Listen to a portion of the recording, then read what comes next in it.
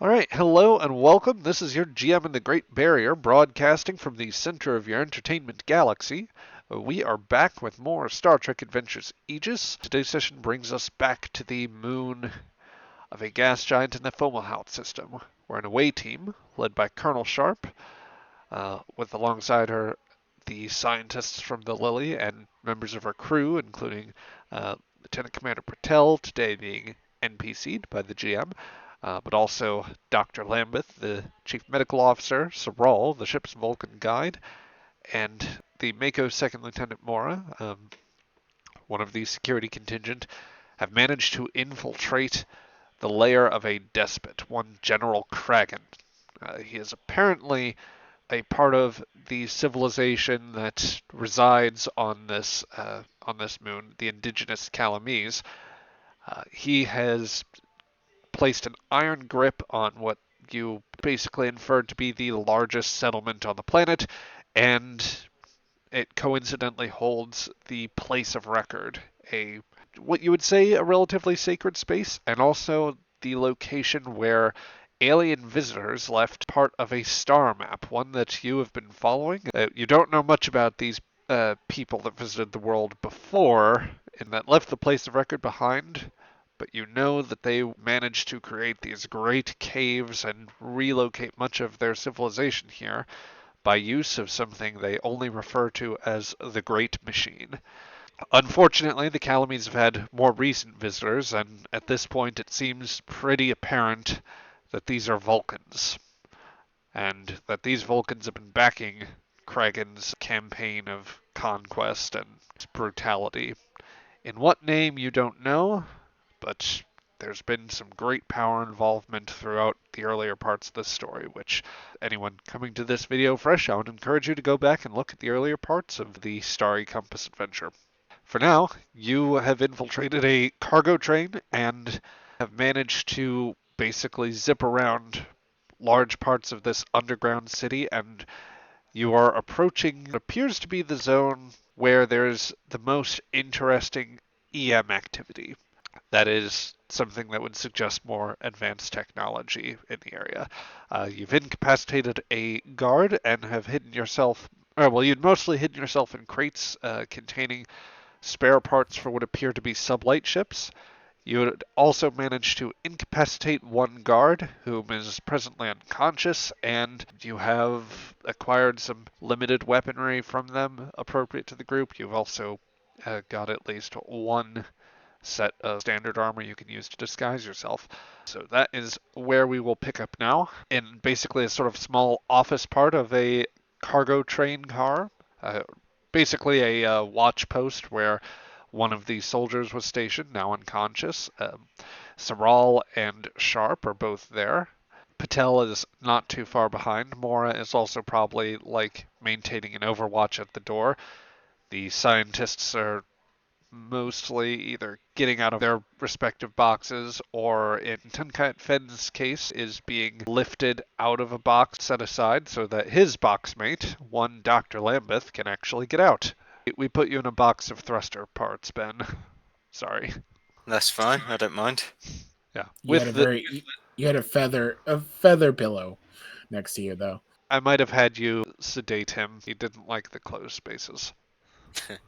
Yeah, let's pick up from there. Sharp, you are standing over the guard. You have a complete set of armor there. You have what appears to be a wrist-mounted communication system on the guard, and you've been distributing the weapons that you've found. There's a mix of ballistic-style weaponry that harkens more back to centuries prior on Earth. But there are, I think, some limited particle weapons on him as well.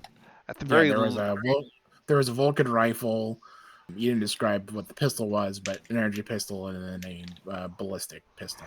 Yes, that is correct. For the purposes of the mechanical bits here, the Vulcan rifle we will just treat basically as identical to the particle rifle that you would have on your sheet. So Sure.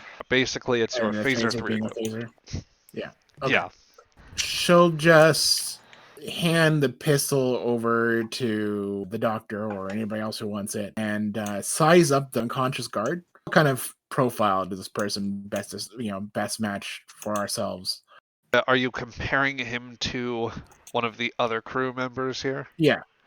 Honestly, this particular guard, he's a little stockier, but also a little bit on the short end. I think that Probably me. honestly, I think either you or refresh my memory here, Ben. Dr. Lambeth, he's obviously like a fair bit like leaner, of course, um, but he's also on the shorter end, isn't he? Yeah, probably. Just the very Let's say so. the armor that the guard is wearing would probably be a solid fit for you. It'd probably be a solid fit for the doctor too. If you were to dress up one of the scientists, I would suspect probably not Sloan, but Dr. Natala might also work. She'll just look at the communicator again and just sigh. All right, doctors, if you can start undressing this one, we'll start collecting the other ones. Soral, Mora, come on. And I'm just going to go through one cart after the other and start just knocking out guards to collect uniforms. Copy that. Uniforms and gear. Sharp, Saral, and Mora, you make your way to the door that would take you kind of between the cars. As you open it up, you find that the connection between the trains, there's a slight bridge of sorts, but it is otherwise open air. So as you open the door, you get the train passes along, rattling very slightly on the tracks, which Captain, looking out, it is a fair drop that you are passing by as the train is wheeling its way along the expanses of this great cavernous city and the expanses below on some of the bridge. It is a genuinely, it's an interesting marvel of engineering that, by all implications, obviously the Calamese have built up someone around this, but something as stable as this was not a natural formation if you've taken the myth properly. Yeah.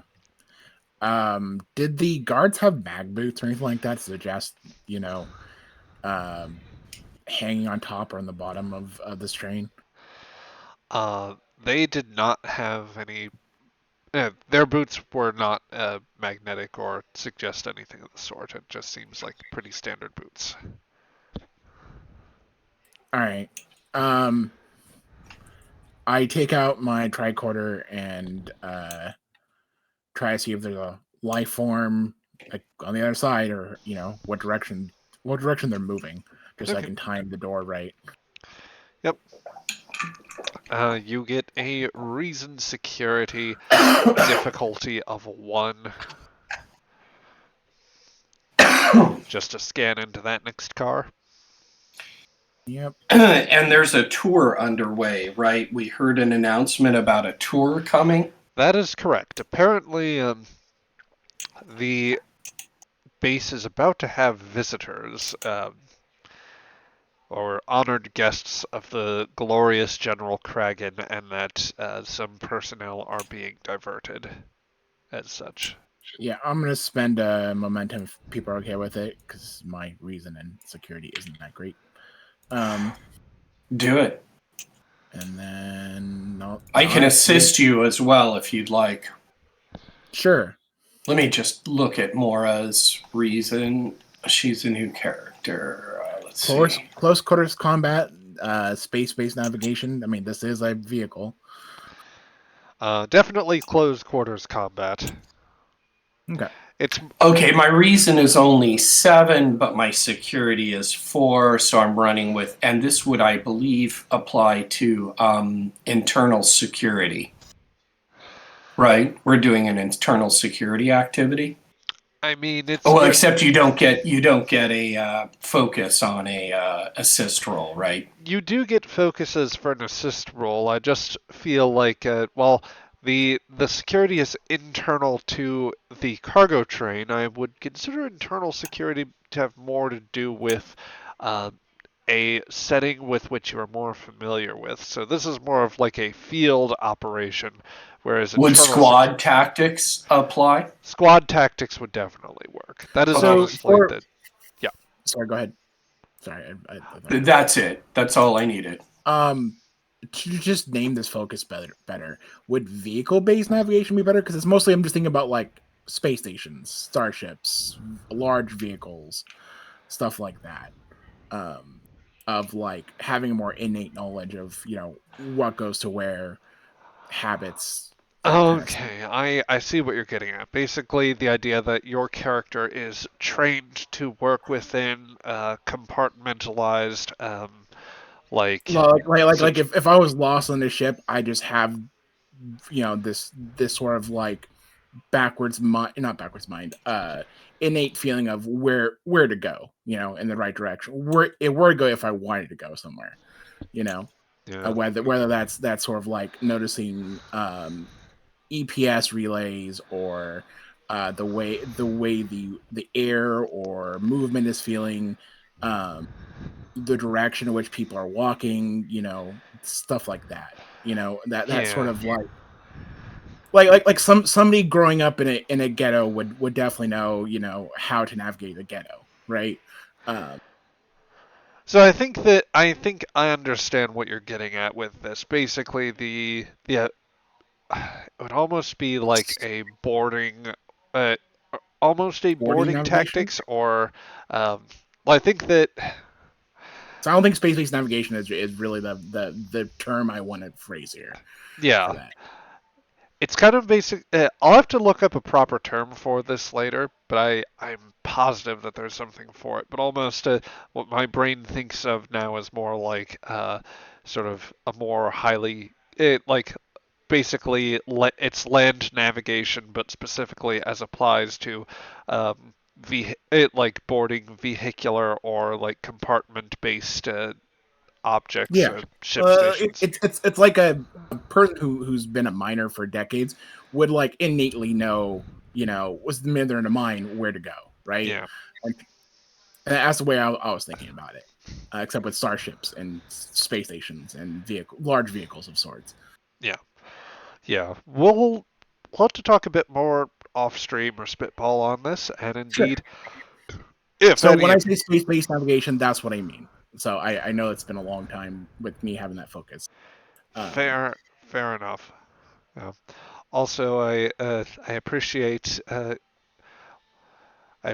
Craig, your attempts to redeem Kraggan's dictatorial proclamations. I think that he would certainly claim those, but I don't know that. I think that you're going to be disappointed with the quality of the healthcare and education that he's dispensing. All right. Rather, But it's would that apply here, or just close quarters? And it doesn't matter. Close quarters will come out with I all the strategy. I understand now that I understand the argument you're making better, then I would be willing to accept the former focus as more Cool. sensible. Cool. Either All way, right. you Yeah. get the critical Didn't matter. range.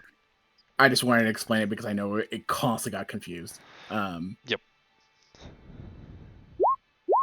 Oh boy, that is some successes right there.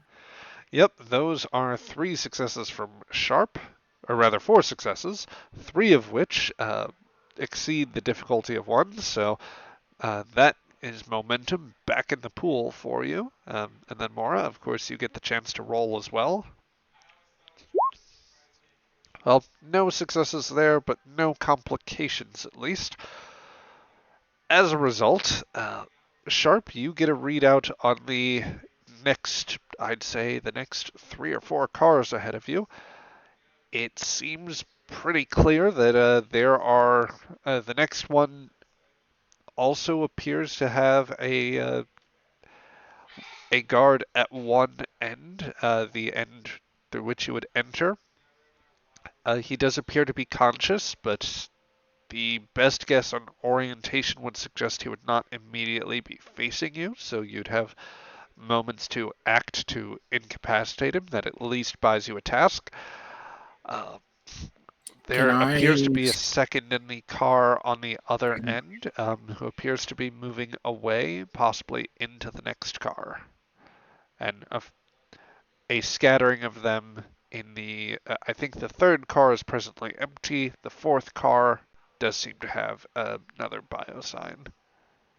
If you guys don't mind, I like to create an advantage of just all these people being FNGs that are stuck in a very boring guard position and thus have absolutely crappy soldier skills in terms of like not observant at all and probably don't give a shit. Yes, yes. The failing new guy. That's what that is. That's fine with the GM and that's fine with the players. Creating that advantage. Well, the GM has no objection if the players do. Yeah, sure. All right. Cool. So I So I'll will. spend one floating and then 2 more. Well, it would be 2 floating, so you Oh, get back 1 point of momentum. The advantage is always cost Alright. 2. Yeah. But you still get back the momentum you spent, basically. Yep. So, Cool. are the 3 of you I ready to waited- board the train?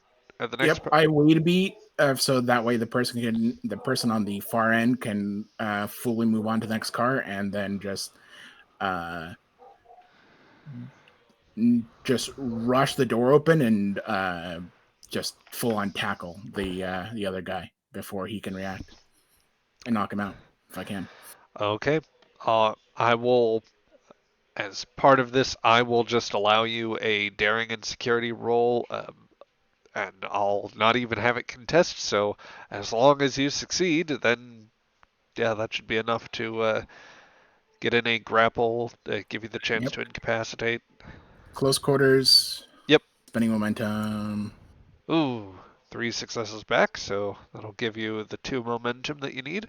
Or that'll give you 2 momentum back, and yeah, you effortlessly rush through the door. The guard is apparently at a seat, just kind of looking over some eh,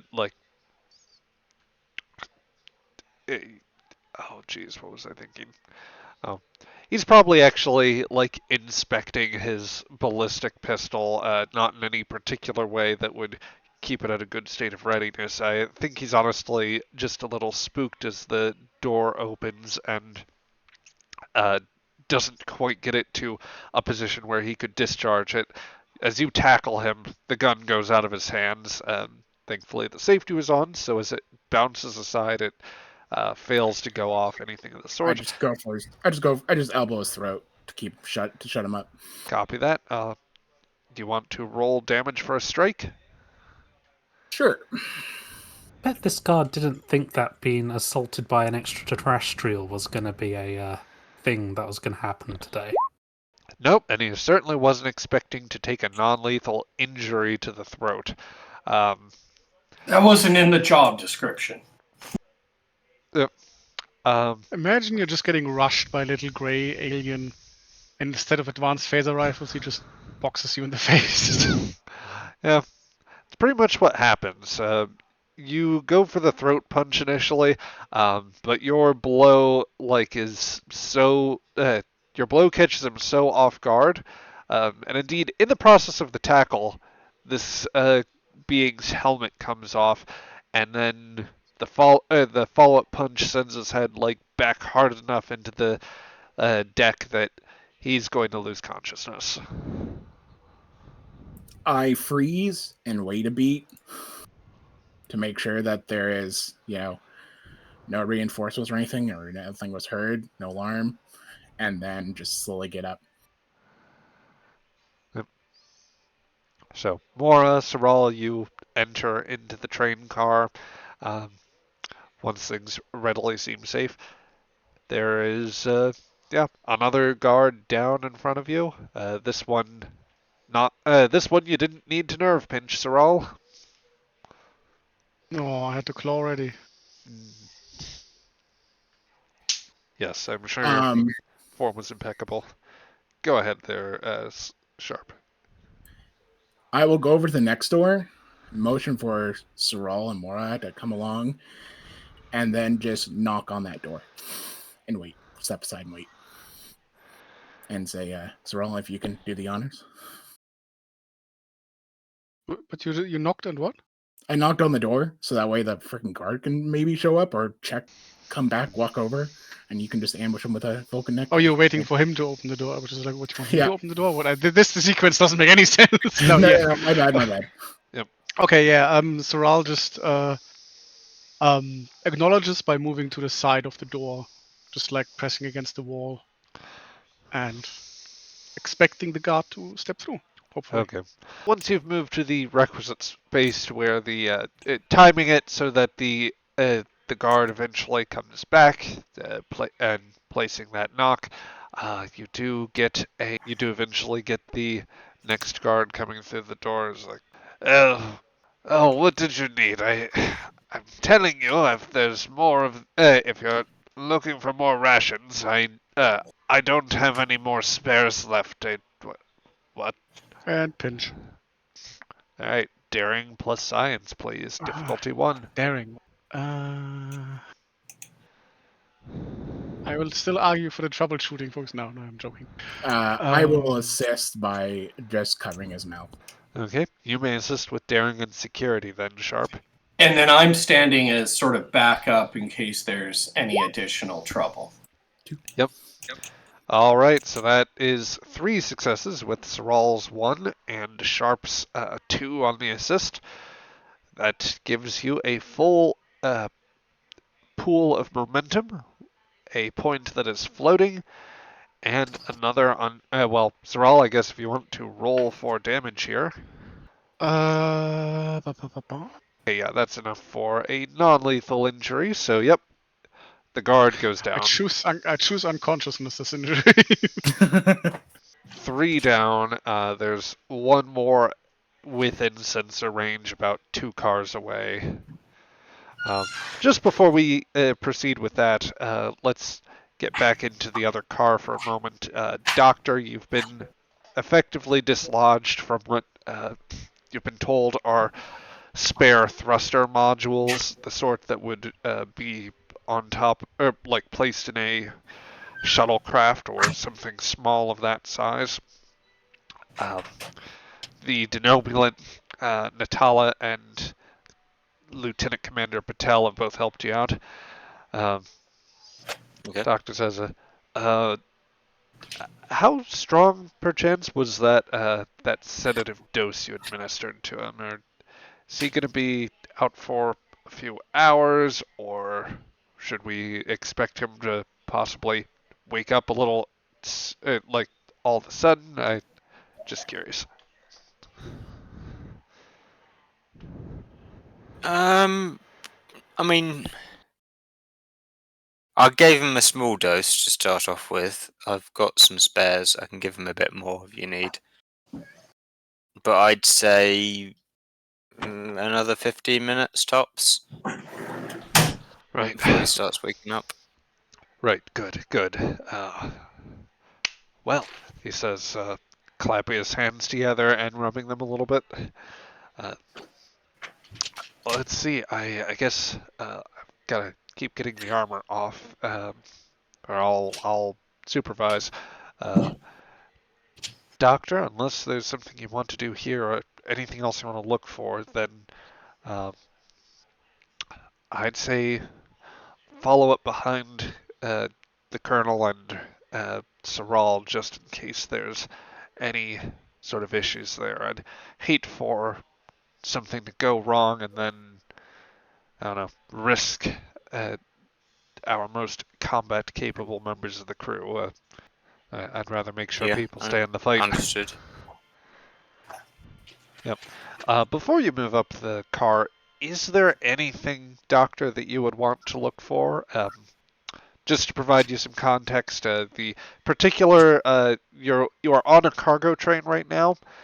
The car that you are in specifically just has boxes of the thruster components, but there are train cars forward to you and train cars behind you as well. Some of them do have guards, it seems, but you don't know much about the cargo in the other areas.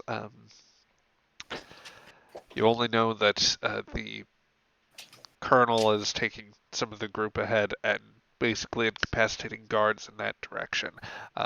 Nobody has been injured within your own party, save if you count it for Fen, who is just basically, he's been given a dose to help calm him and just let him take a little nap. Yeah, okay. So, with that said, is there anything that you would want to investigate or questions you would have? No, I don't think so at the moment. I guess he's just gonna prep another sedative dose in case he needs it, and stick around. Copy that. All right. So, with that going on, let's see. Let's go back then to the forward squad. Sharp, Saral, and Mora. Do you continue to advance up the cars to the last one that you had scanned? Yes. Yeah. I know how to move with the captain because, well, she's a Mako, so I can read a lot of her body language. Yeah. There's I'm just gonna stride my way forward as quietly as possible. Yep. So I know we don't have much time, and we just need to knock out all the guards so we can collect uniforms. And I know how to move with Saral now. I was stuck in a box with him for how long? Well, there was no The poor mouse, guy was stuck with a smelly human. Yeah, we all suffer. Humans all do more than smell, most. yes. It's really bad. Is that what we're bonding over? Shira's got air freshener in her. We're Shira and room. Saral bonding over how bad humans smell. But what's worse? All the other races are like, man, humans stink. What? What? I'm wearing cologne. Yeah, that just covers it up. But yeah. So yeah, we're hurrying forward to just finish off or clean out the train. Okay. Pressing further ahead in the next direction, you cross through one car that is relatively empty. There are additional crates there. The markings appear slightly different than what you had, or what you'd originally seen, but are still in the alien script. They are of slightly different size compared to the crates that contain the thruster modules.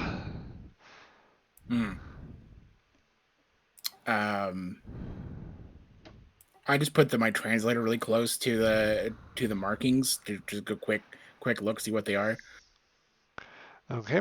I'll take that as a point of momentum to obtain information. Sure, we can do that. All right. The information on the gear presents itself as grade 2 blast shielding and hazard set. All right. Good to know. I will keep that in mind, but I'm just going to finish out my original task. Crossing through that train car, the three of you make your way to the last sort of end of the train car from what you had scanned. There is a single biosign at work there. You hear the sound of a voice just barely through the door. You can just barely pick up through the door. There is the sound of a voice over the rattling of, or like the sound of metal rattling as the car is rounding another corner.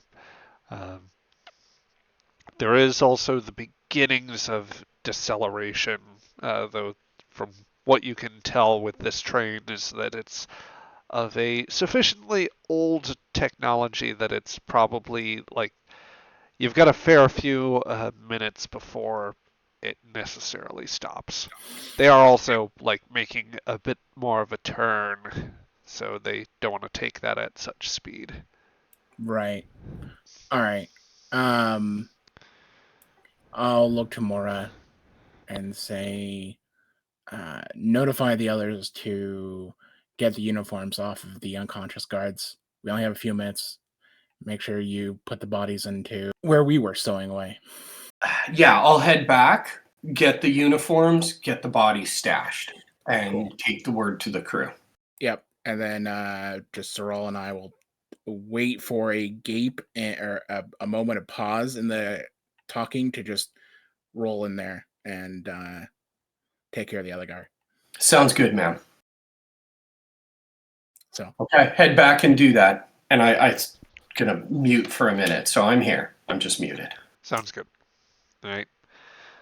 Gently sliding open the door. yeah, I'm gonna peek in first, just very, very tiny bit. This is to get a better hearing of what's going on and better peek of what's out in there. Okay. I will just give you for free at this point because you've been doing so well with the stealth mission to this point. You hear the voice rattling over the radio. Look,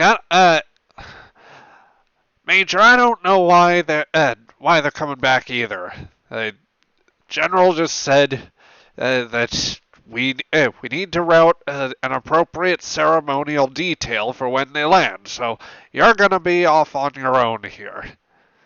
I've got only a fair few troops as it is, a small number at the station. Look, it's going to take us a while. Would it be okay if I at least send a detachment to the cargo section? I know they've those benefactors of Kraggan have at least brought down a few of those non-wheeled carts, the ones that actually, I mean, they practically float. We can. I'll get word to the supply clerk. You can get one of those, but just make sure that they are ready to go. The general wants those spares near the squadron in case we are given the go-ahead for a flyby, or if there's something more urgent. All right, acknowledged. The moment he lets go of the release of the communicator, there's a bicep around his neck, and I just, chokehold him out. Gotcha. Daring plus security, and just because this is an admittedly exhausted officer, he is still. I'll give him the chance to contest. All right, spending another focus. Or momentum, that is. Yep. You can assist as well. Certainly, if you want to go in to try and restrain him as well. Daring, security, close combat. Let's go. Oh no. Yeah, no. Sorrel's taking a step forward to help, and the guard just slumps down. Yep. So he just goes completely relaxed at the wrong moment, and then Dave's like, and yeah. Sharp may have been so effective she may have inadvertently hit all the necessary pressure points to basically affect a nerve pinch. Or let me ask though, are you going for just a grapple? Are you going to try and get information out of this man while he is conscious, or are you rolling for damage and trying to incapacitate him? I'll interrogate him. Why not? Okay. I just hold him tight and then put the Vulcan put the ballistic pistol to his throat. Yep. Or the other end of the throat. Yeah. For narrative color, if you would like, Sorrel, you can do the logical thing and make sure that any weapons on this man's belt are removed from its holster. Yeah, and I also think it would be kind of interesting if the only person he sees is actually one of the Vulcans. I don't know if that has any purpose at all, but I just thought it's a funny thought. That's interesting. You come around in front of him and as you remove his weapons, he like the expression on his face is one of shock at first, but then puzzlement. He's struggling with words at this point. What? What?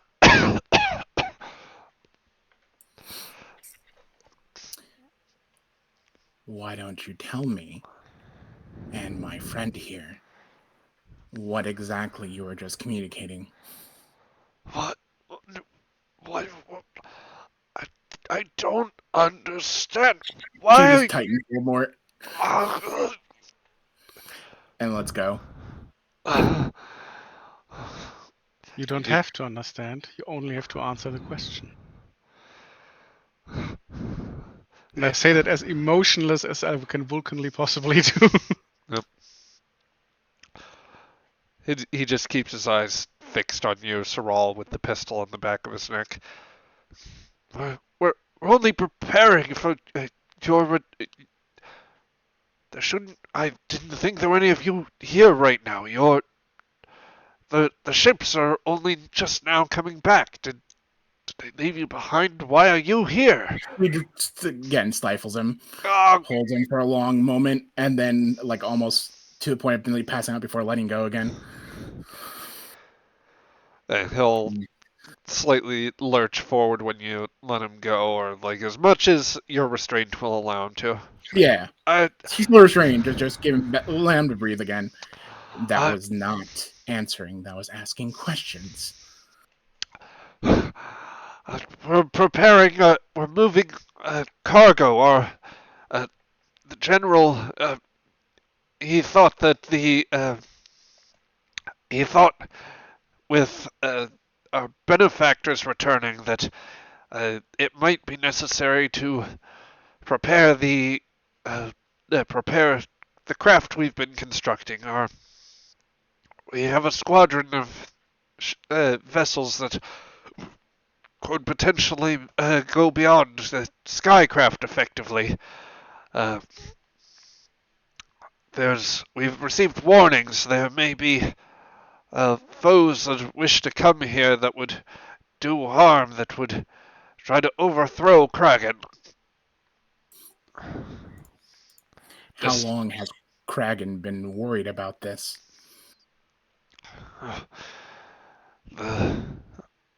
Those that came in the Voidcraft, those like you, he says towards Rawl, they warned us of this only very recently. Their ships, they do not come on a regular basis, but they honestly weren't scheduled again for at least a few months. I'm over this a little bit for Felix. Any questions you think to ask? The problem is we have like so little context of what's actually happening here. Yeah, so we have to ask for context without asking for context. Yeah. This man assumes so much, and asking the wrong questions could give him away. There's probably a fair bit in this man's head. I'm not even sure if we could ask any innocent questions that would reveal things that we should know. I just lost. I'm lost. Help me! I have an idea. She'll say, there's been rumors that he's been producing more than he's allowed. Tell me, is that true?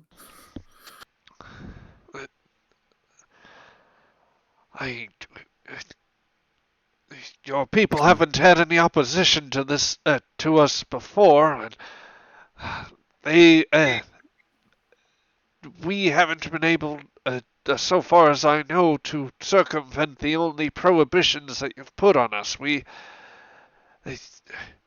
He would never break the agreement to gain that. Not when you've promised the ability to go beyond this place, to spread his crusade elsewhere. Perhaps, but he could also be lying, just saying how much we want from him, how many ships, has he made for us? We we have only dozens of fighters that are in any stage of construction. Maybe maybe a wing that could break orbit now. I do not my superior does not appreciate lying, she says, tightening the throat again. I'm only I don't work in the research and development wing. I don't know enough. How many weapons have been given properly to your men? Why wouldn't your people know that? She just tightens again. Last time. Only what's been given to us. We can't reproduce your particle weapon technology. She'll just look over to Saral. Like, I'm running out of questions now. That won't be just freaking so much asking way too many questions. Yeah. No, sorry, I got nothing. All right, I just knock him out. Okay, yeah, with I just say in a very calm, Vulcan-like mimicking manner, "Thank you. You've been most helpful," and just knock him out. Because I could just say before you knock him out, it seems he doesn't know anything, Sub Commander. Just like, if he ever have an advantage, then we make it just that he wakes up in an opportune moment and just says that the Vulcans have betrayed us or something. Yeah, no, it's great. That's great. That's awesome. Yeah, do that. Yeah. Good stuff. Okay, so you just pistol weapon me, falls to the floor, unconscious. And I look to the captain's like, what the hell is going on? She's just, her eyes are kind of darting from side to side as she ponders that. Fighters aren't really a thing in this time period, right? So it's certainly not like for anything not that is warp capable. Yeah, at this point, broadly speaking, you would know that there are only a handful of people that employ any sort of short-range craft. There are planetary defense fighters that the Andorians field them. There are larger patrol craft that the Vulcans employed that are like somewhere between like a proper scale, like something slightly larger than Saral's shuttle that are like meant to be like maybe a dozen people on board, but for short range operations. But they're not really effective, sort of. Yeah, like by and large, fighters, they can if they pack any punch, it is by nature of like a swarm tactic with multiple particle weapons. They're a problem for ships that don't have shields in this era because those sufficient numbers can eventually wear down ships like that. They can even pose a problem for isolated isolated ships that are shielded. And this is an era where, at least among the local powers, the fleet formations are not particularly large. But even then, it's a like if let's say that, well, there probably was a fair example of this during the strike that Vulcan launched on Andoria. Obviously, the specific details of the battle are not known, but you would expect that the battle group that was launched, the Andorian fighters against a full-sized battle group like what they had deployed, probably created a heroic stalling action, but little else. I mean, it's also something because there's quite a difference between manufacturing some fighters that can break orbit and capital ship construction. Yeah. Indeed. The one thing that you can gain is definitely glean is that what they have here, would definitely only be like effective for a very localized ambush or effect. It wouldn't probably do much better uh, like once they got out of orbit. It would be this is something that's meant to kind of fight in and immediately around the gravity well, in case somebody were to try and land or enter orbit, basically something to harass and drive off if there's an unsuspecting. Why the Vulcans would jump this equip them this much for something so limiting? Still, I mean, we do know that the Vulcans, and I expected like at least parts of this discussion is like what the captain is all actually Yeah. talking about. It's like we know that the Vulcans from like the high command have tried to intercept anything to do with this research that the scientists are doing. So they are just playing nice, probably, with the local warlord as it happens. similar To to get whatever it is they are after, which I assume is the Hall of Records and whatever's hidden there.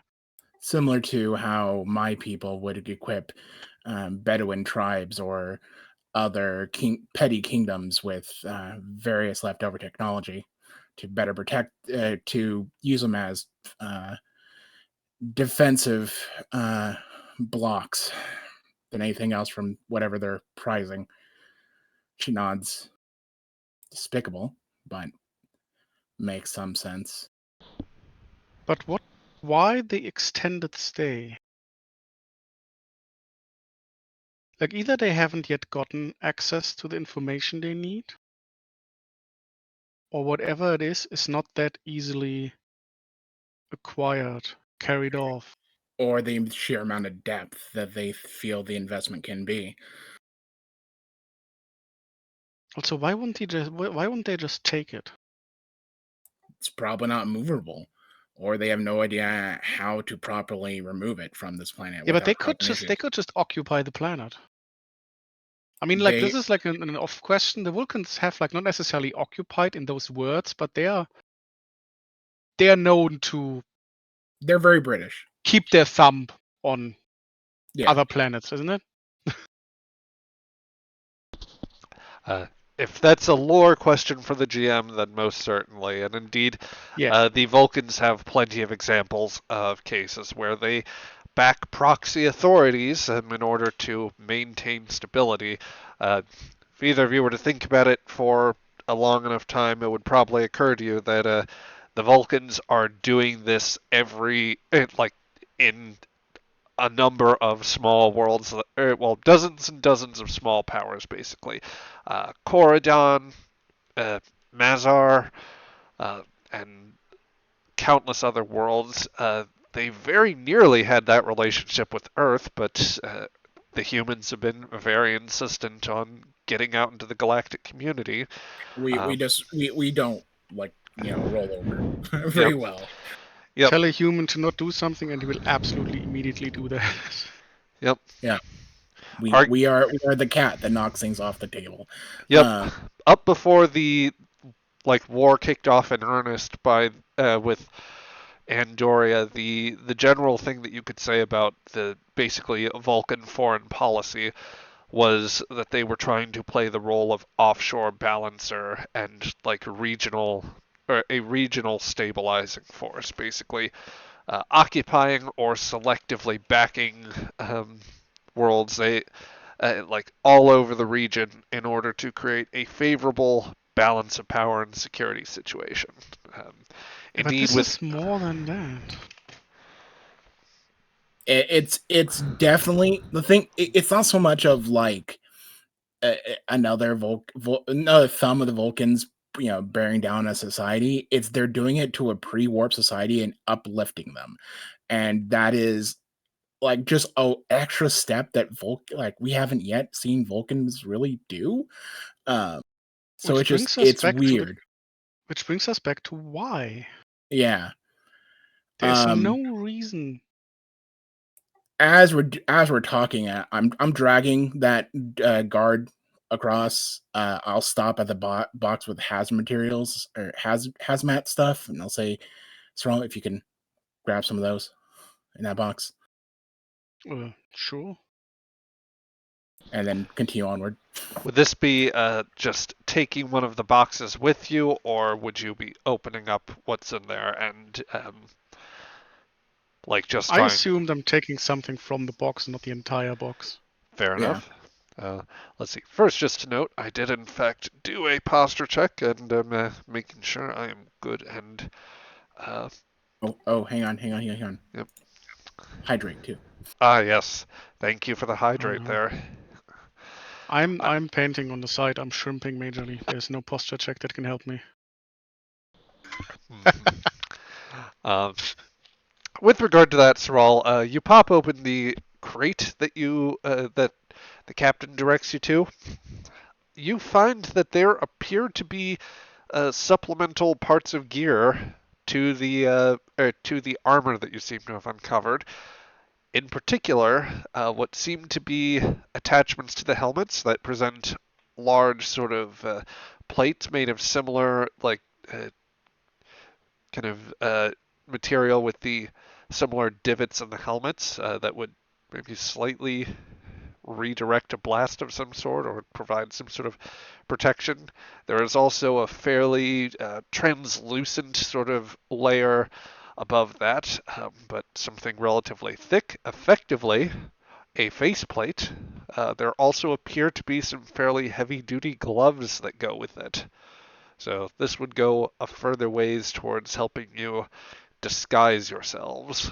Is this just like a help for us to disguise ourselves, or does that point to some specific undertaking they are planning? Is this like space-ish gear or particular hazard material that points to certain materials being handled? It looks more like riot gear, and maybe like some limited explosive explosive risk sort of thing. This isn't vacuum tight or necessarily like there. I don't think that there's anything in terms of like a gas mask that's attached to it. Although there would be the space for like a respirator if it came to it. You could. And we have those. We have those too. So. Yes, I do believe that equipment was bought back when you were on the ship. Yep. I mean, what the fighters would definitely allow them is to basically conquer the entire planet. It's still the question of why take the extra step. This is certainly Vulcan society can certainly logic their way into a lot of things, but this is something they have been very much telling others and their own society that they don't do. And if for any reason that warning others that other people do this, hypocrisy notwithstanding, as a typical Vulcan trait, no offense. Never believe Vulcans. Sure, get off the comms. But certainly the wealth of technology that they are probably looking for is either considerable to remove or simply the tip of the iceberg, that they need to have more investment here. I mean, I'm sure you're aware of this, Captain, but this problem is going to get bigger before it goes away. I'm aware. She sighs. And certainly something I need to think about how to exactly fix this. If it can be fixed. But yeah, we end up with the train or the car with everybody else. Indeed, Right. indeed. You find your way back to the main group, which at this point Mora has helped to get back some of the other guards that you've incapacitated. You begin distributing the gear. There's Patel's actually going to come up and say, we do have a little bit of useful information here that we have uncovered. It seems at least as far as disguising ourselves goes, everything that we have that we can distribute here, it seems as though the uniforms were meant to be somewhat all-purpose, or they weren't. They're not necessarily tailored, I suppose, would be the phrase. So, it's a one-size-fits-all thing with different sort of straps basically to pull it in. It's fairly low tech actually, but still useful. Um, so we can accommodate different people. I see we have more bodies. Uh, that's the thing. Put the bodies in the box that we snuck in on, and we can, for the moment, Doctor, if you can make sure that they don't wake up in the next hour or so. Repeat again. We're looking at The knocked out guys. sedating people. Yeah, if you can ensure that they don't wake up in the next hour or so. Yeah, I'll pass around them and give them an extra dose. Yep. They'll probably be sleeping a little more comfortably now at this point, thanks to that. But yes. Yeah, we start just putting on uniforms. So let's see. I believe we had 4 amongst you, so that could at least cover the players that are actively here. Sloan, Sloan and Natala are going to talk amongst themselves for a moment while Patel says, "Well, Captain, I am curious as to how exactly we want to proceed here. Well, aside from the fact that we obviously aren't completely situated for everything that we would need to do in this case, rather, we've only got some of the uniforms here. Fenn, while we could probably bring him back, he is still currently unconscious, and even if he were, I think he's going to be the most difficult to conceal. Um, did you have any ideas on how we might proceed from this point?" The cargo container which would contain these, she taps the blast, the riot gear. If you can probably sneak into those boxes, they'll probably lead you to the closet or storage room with further uniforms. We can, the rest of us can probably guard or say that it's a priority to get that uniform and material over there, to which we can get more disguises. As for Fen, she just looks over at the unconscious Fen. I'm open to some suggestions if anybody has any. Who has ideas about how to smuggle around the bird man, or if smuggling is even a good idea? I mean, just knock him out and pick him up later. He's already knocked out. Yeah, to keep him knocked out. Actually, no, they would have start looking for how he got here in the first place. Keep him in a box. How long is he going to be out, Lambeth? After this dose, another dose, couple hours extra. I mean, really depends how much you want me to give him. Doctor, she steps aside. Could you come over here for a moment? Yeah. She just quietly leans closer to you. How much of the other medicine do you have right now? Oh, what for your condition? No, just No. what you typically don't say you have. That just stumbled into your medicine bag in the moment. Right. I've got various things that I can find.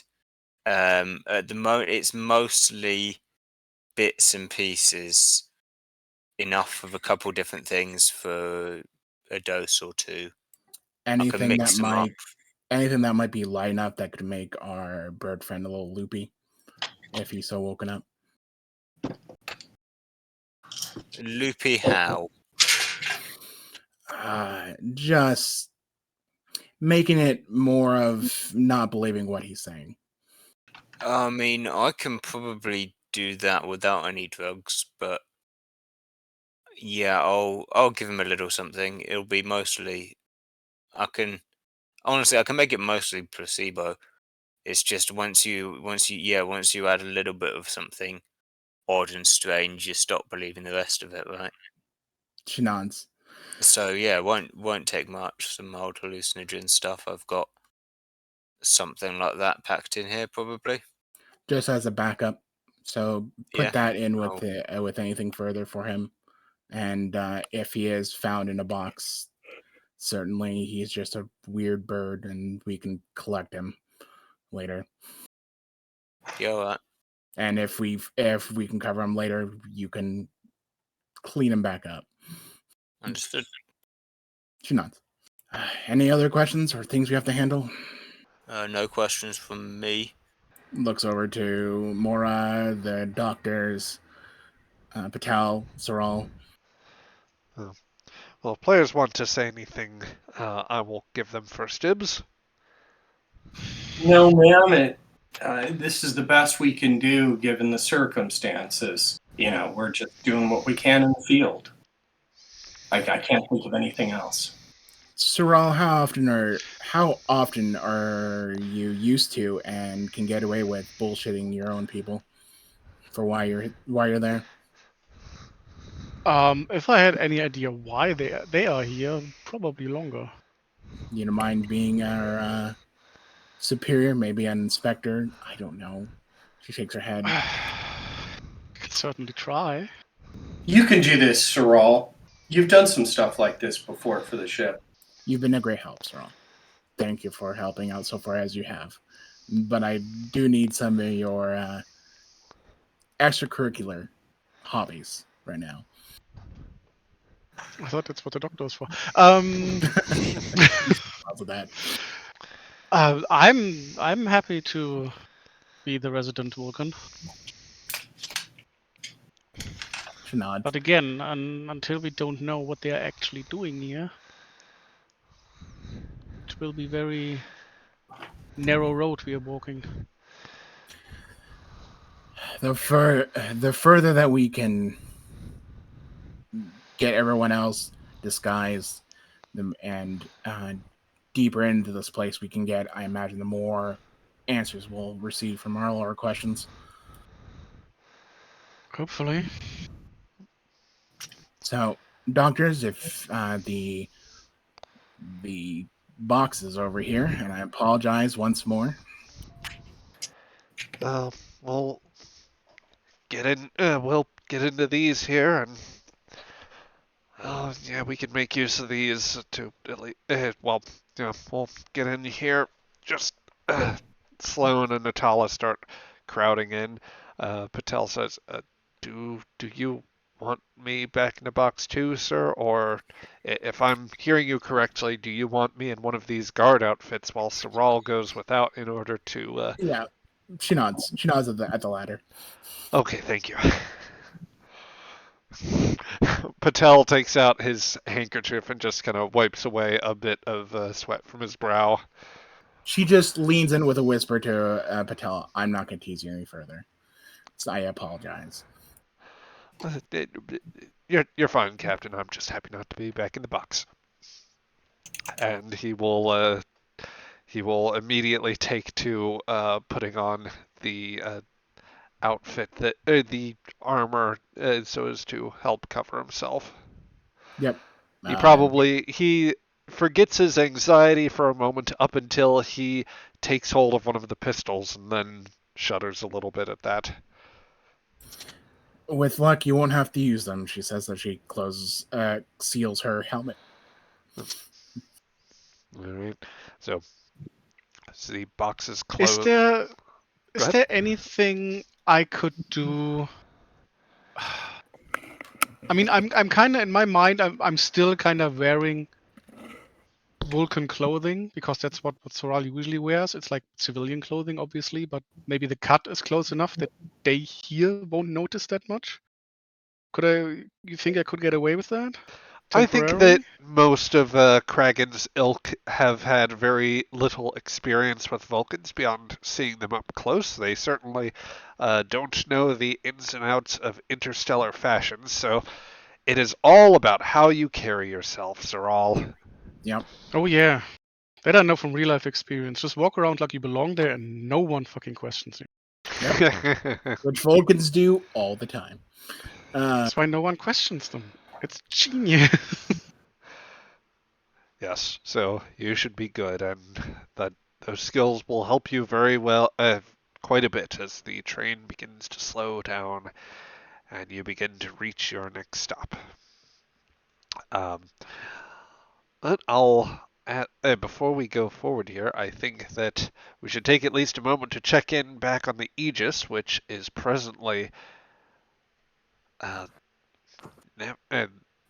they are back elsewhere in the system. Let me just shift this around. So while the away team is preparing to enter the train stop and put forward their best face, the Aegis is currently maneuvering along at very low impulse speeds under the escort of a Vulcan Surak class cruiser, the by far largest players out of any Vulcan ships that they could build. The Galaxy class of its day, or that would be the equivalent comparison, whereas you are much more of like a smaller secondary cruiser. Although the face of the ship remains Lieutenant Commander Romanov, Shira has been otherwise left in charge of the ship, at least per the captain's orders. And Shira, you are finding yourself being led further and further away from the gas giant in Fomalhaut, where much of the senior staff is presently located. They had gone on an away mission here.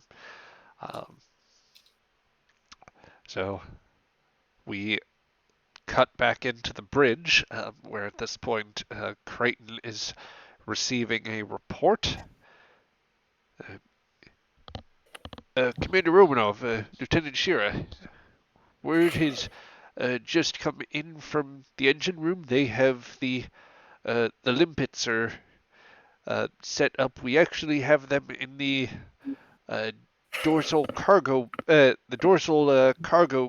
containment units in the aft section, or in the star drive. Excellent. Good. Give us one edge if things go badly.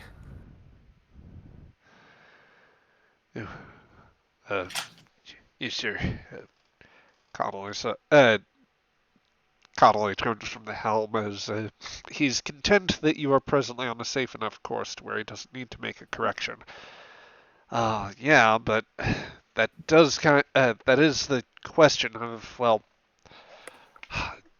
things have already kind of gone wrong, haven't they? I mean, we're only getting further away from the captain. We're not going to be able to assist them. We can't warn them that the Vulcans are coming, and well, we have no idea what's even going on down there right now. Our best bet is to, in a minute, keep this starship, we'll point to the Vulcan ship on the screen, away from the gas giant. Yes, they sent a couple of shuttles down to the surface, but I'm confident the captain will be able to handle what's been thrown at her. We just need a way of convincing the Vulcans to let us continue our survey mission here, so we can extract the captain at the appropriate time. Okay. So, Connolly, he won't look entirely satisfied with the instructions, but he will look forward to his console and just start resuming course corrections. You know, technically with those limpet mines, you can do both. Potentially. Could you repeat that? Technically with those limpet mines, you could do both. Both which actions? I didn't hear. I was switching to Just, keeping the ship away while also, heading back, being close. But I might also pose the danger too. Yeah. It might constitute a very nasty act of aggression against the. Well, at the same time, you're in a passage filled with debris. So how could they know that it came from you versus just leftover crap? There's a difference between an explosion and a small meteor impacting on their deflectors. I mean, it just looks like bulkhead. That was the whole intention. It just looks like strips of bulkhead.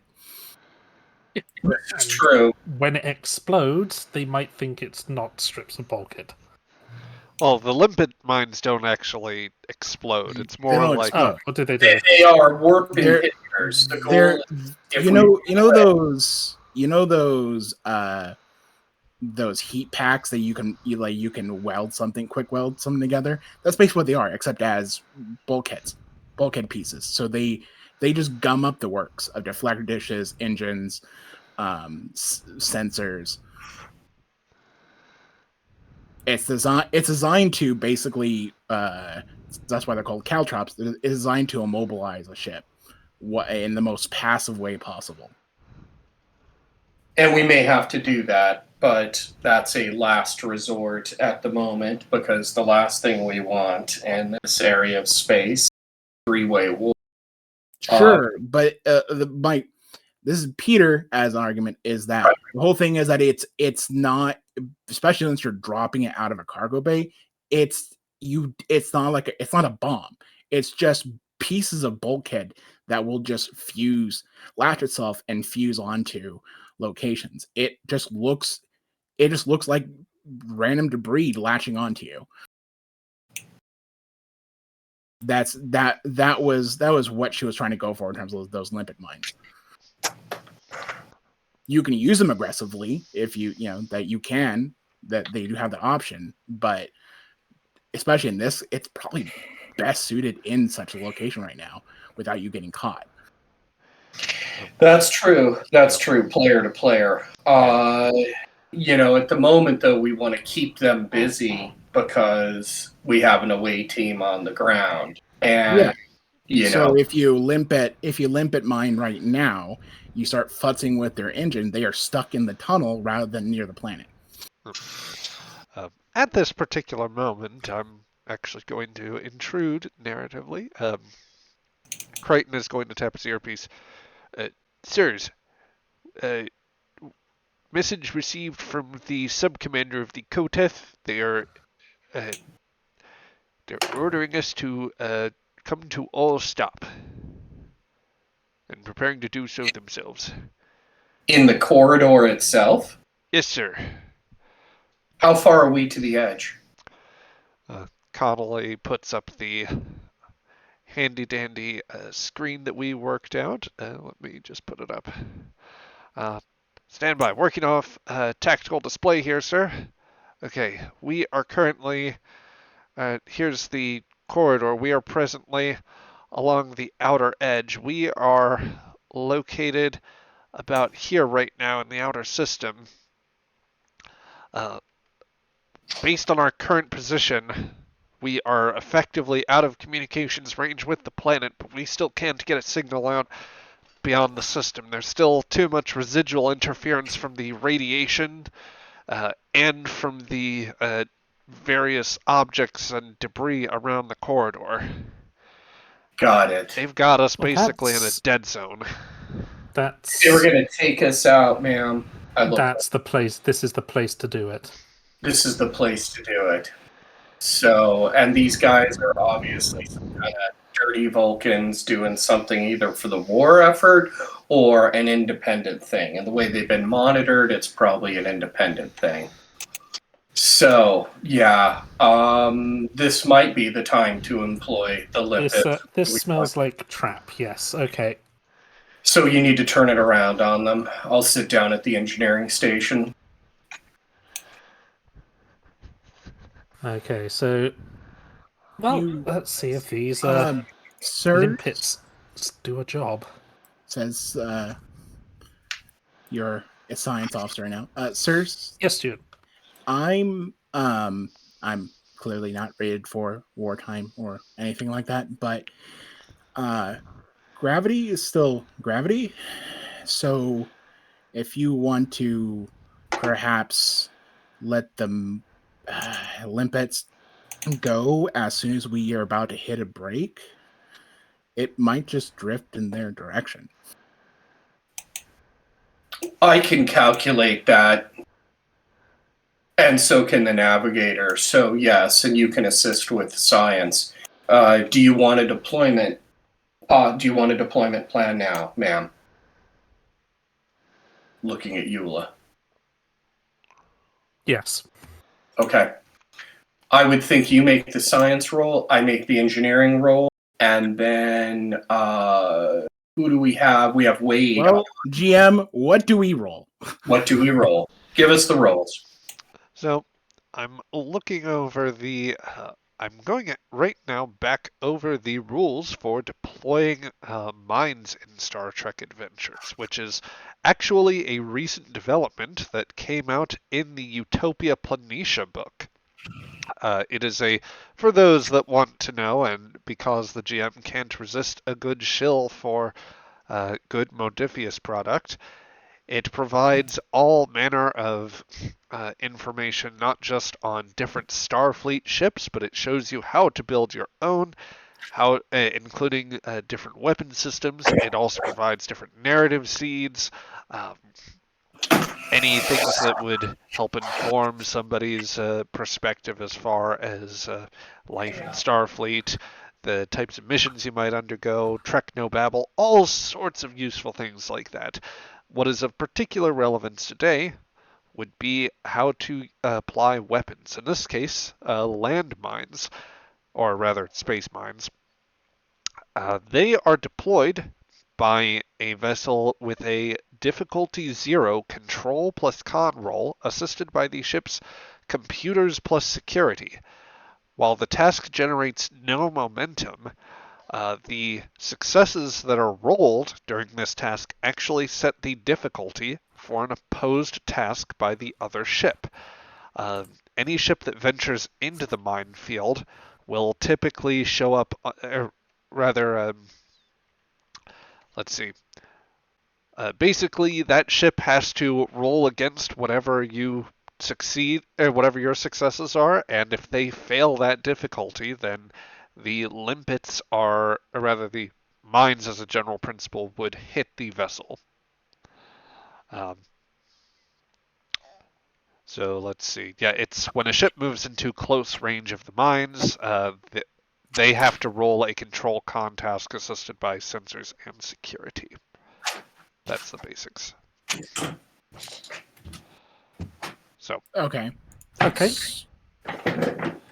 Can we create an advantage or a difficulty for them? I will allow you to actually, if you want to spend 2 momentum, I will allow you to create an advantage, but I will not tell you exactly what it is just yet. And do I need to make any rules on this, or is this happening with somebody else? Is that Connolly would be taking lead here, but you could roll for the ship. okay? I want to say that the sheer amount of debris in the tunnel, in addition to the sheer amount of debris in the tunnel, could definitely obscure the amount of Tellarite bulkheads that we're flinging at them. Yeah, basically add some difficulty to the increase the difficulty of their task here. Yeah. If you want to buy that advantage, I will allow that. And then could Connolly spend his determination so we can get the shit going? Yeah, sure thing. Let's see. I guess he's going to, is like, on your orders, ma'am.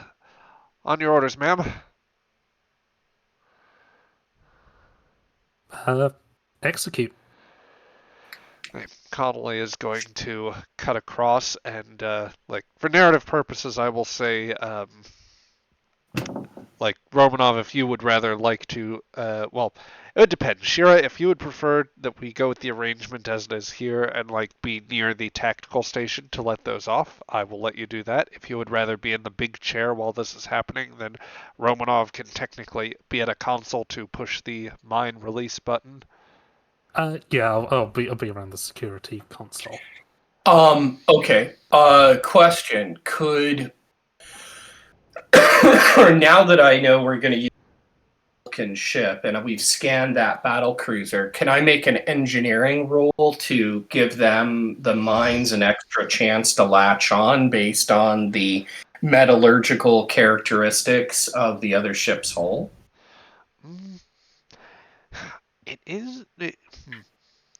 Think about that. You don't have to answer it right away. It's just a thought that occurred to Romanov. No, it's not a bad idea. I think in this particular case, we'll just go with the ship and Connolly's role, only because, we've already...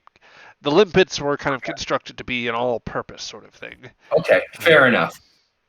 But yeah, let's see. So Connolly will take the nothing Starfleet can't handle, take the auto-crit, and...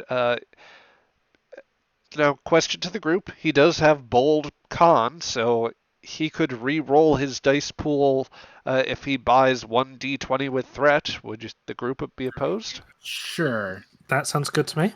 All right. As someone who often buys threat to cover for their rolls, uses threat to buy an extra dice for their rolls, yeah. All right.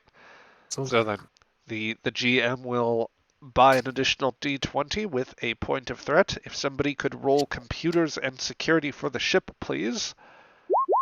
Computers. Re-roll that 0. Reroll 0.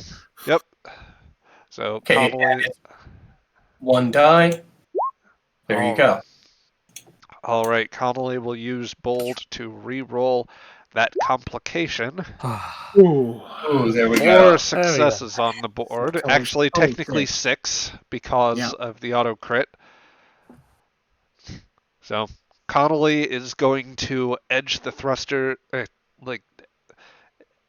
carefully tap the maneuvering thrusters, and then with a sudden shunt, he'll fire up low impulse to cut across the bow of the vessel. As that happens, Romanov, you press the release buttons, deploying a scattering of limpets. And a prayer. Yep. And a prayer. Yep. At the same time, Creighton starts calling out, "Sirs, we're getting more significant contacts. Interference."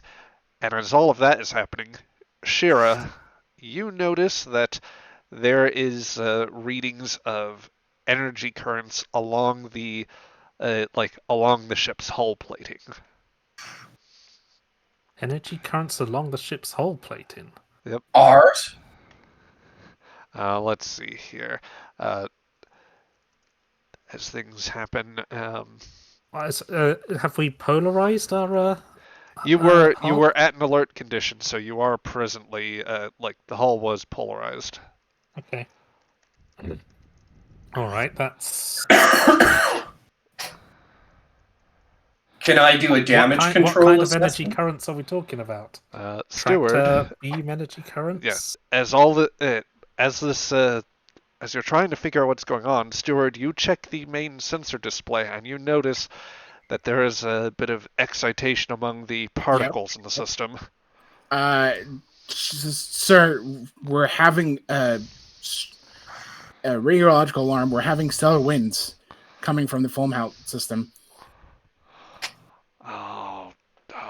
Oh, this isn't good, Connolly says.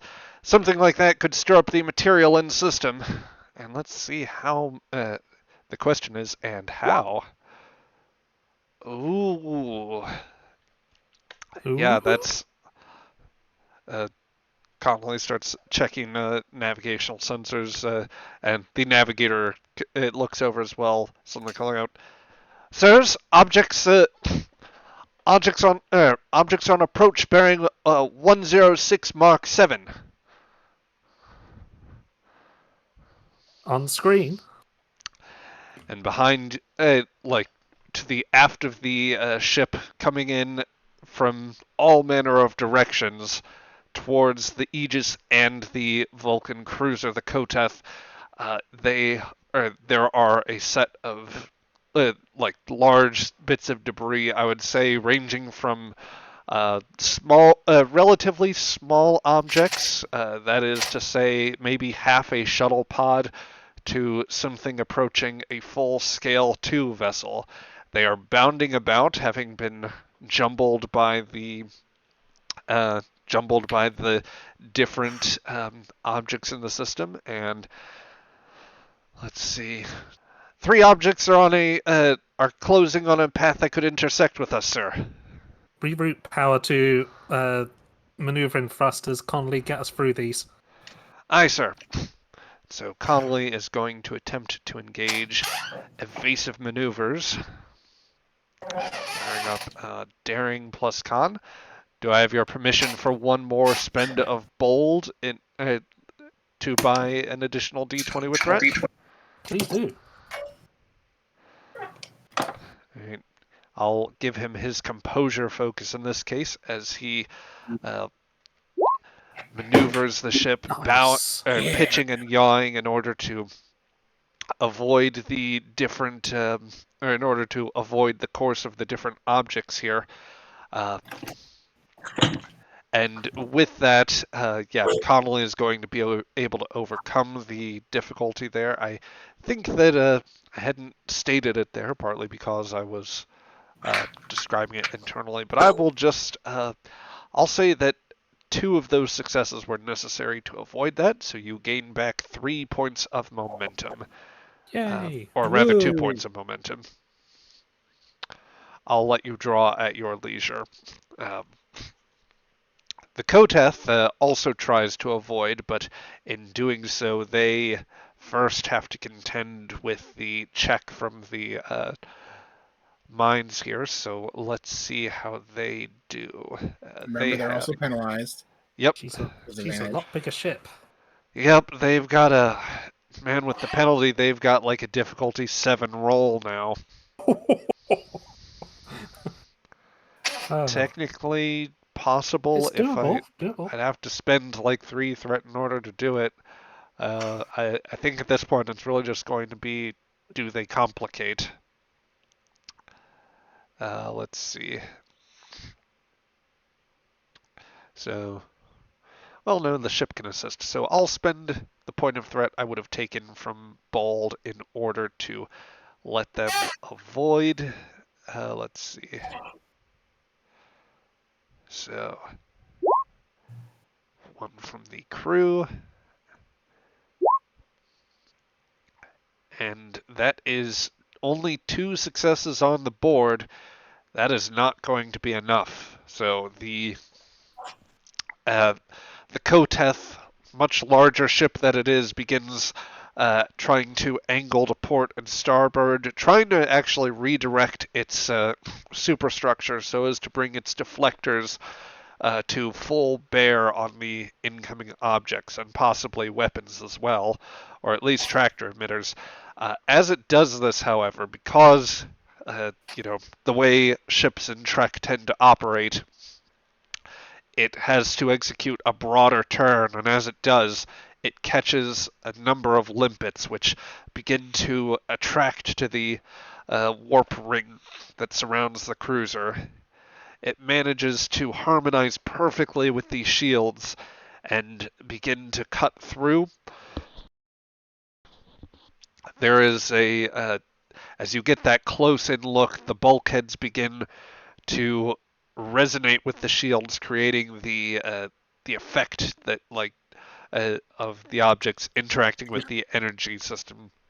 Just non-existing. The shields are not existing at all for these things. Yep. Some of them phase through quicker than others, and as one of them starts welding in, the drill that's set on the attracted side begins to move through the hull plating. From the distance, you see that there is a sudden burst of plasma out from the ring, and thus creating further hazards for the ship. And now they have to try to evade. So let's see how they do. They roll 2 on. Do we roll the challenge dice for the caltrops? I believe that, yeah, you would still roll the challenge dice for the caltrops because they do have, like, there's a warp inhibition effect as well Yep. as the proper, like, I think either dampening or slowing. Yeah. Yep. All the above. So, first and foremost, the caltrops, technically, the way we've decided to treat them, they do not actually cause any sort of breaching to the ship, so they don't. I don't think that they expressly like cause damage in the conventional sense. They cause system damage. Was the thing. They just cause a lot of system and engine damage. They don't like do structural integrity breaking because they literally seal. So yeah. But that is still enough to where, as they latch on, like parts of the warp ring start like blinking on and off as like there are as parts of the engine begin to break down. I suppose very technically that would constitute a breach to engines, but that may be more of an escalation than what we want to plot out here. I'll tell you what, we will chat amongst that later on. But for now, they are unable to activate their warp drive. They are also now in a position where they cannot keep the initiative, nor are they capable of. Rather, I think because of the effect hit, they lose a point of power. They have also completely failed to avoid the to evade because that actually dampens some of their power at a crucial moment when they're in the process of maneuvering. So they are going to take, let's see, that'll be 3 objects. We'll see if they hit with a difficulty of 2 here.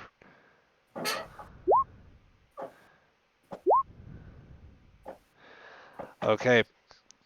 From what I had written down, because I hadn't made a proper sheet for the environmental effects this time, but one of them is going to be a dead-on strike, and that will go for, so that would be 4 points, or 4 challenge dice with the piercing 3 effect.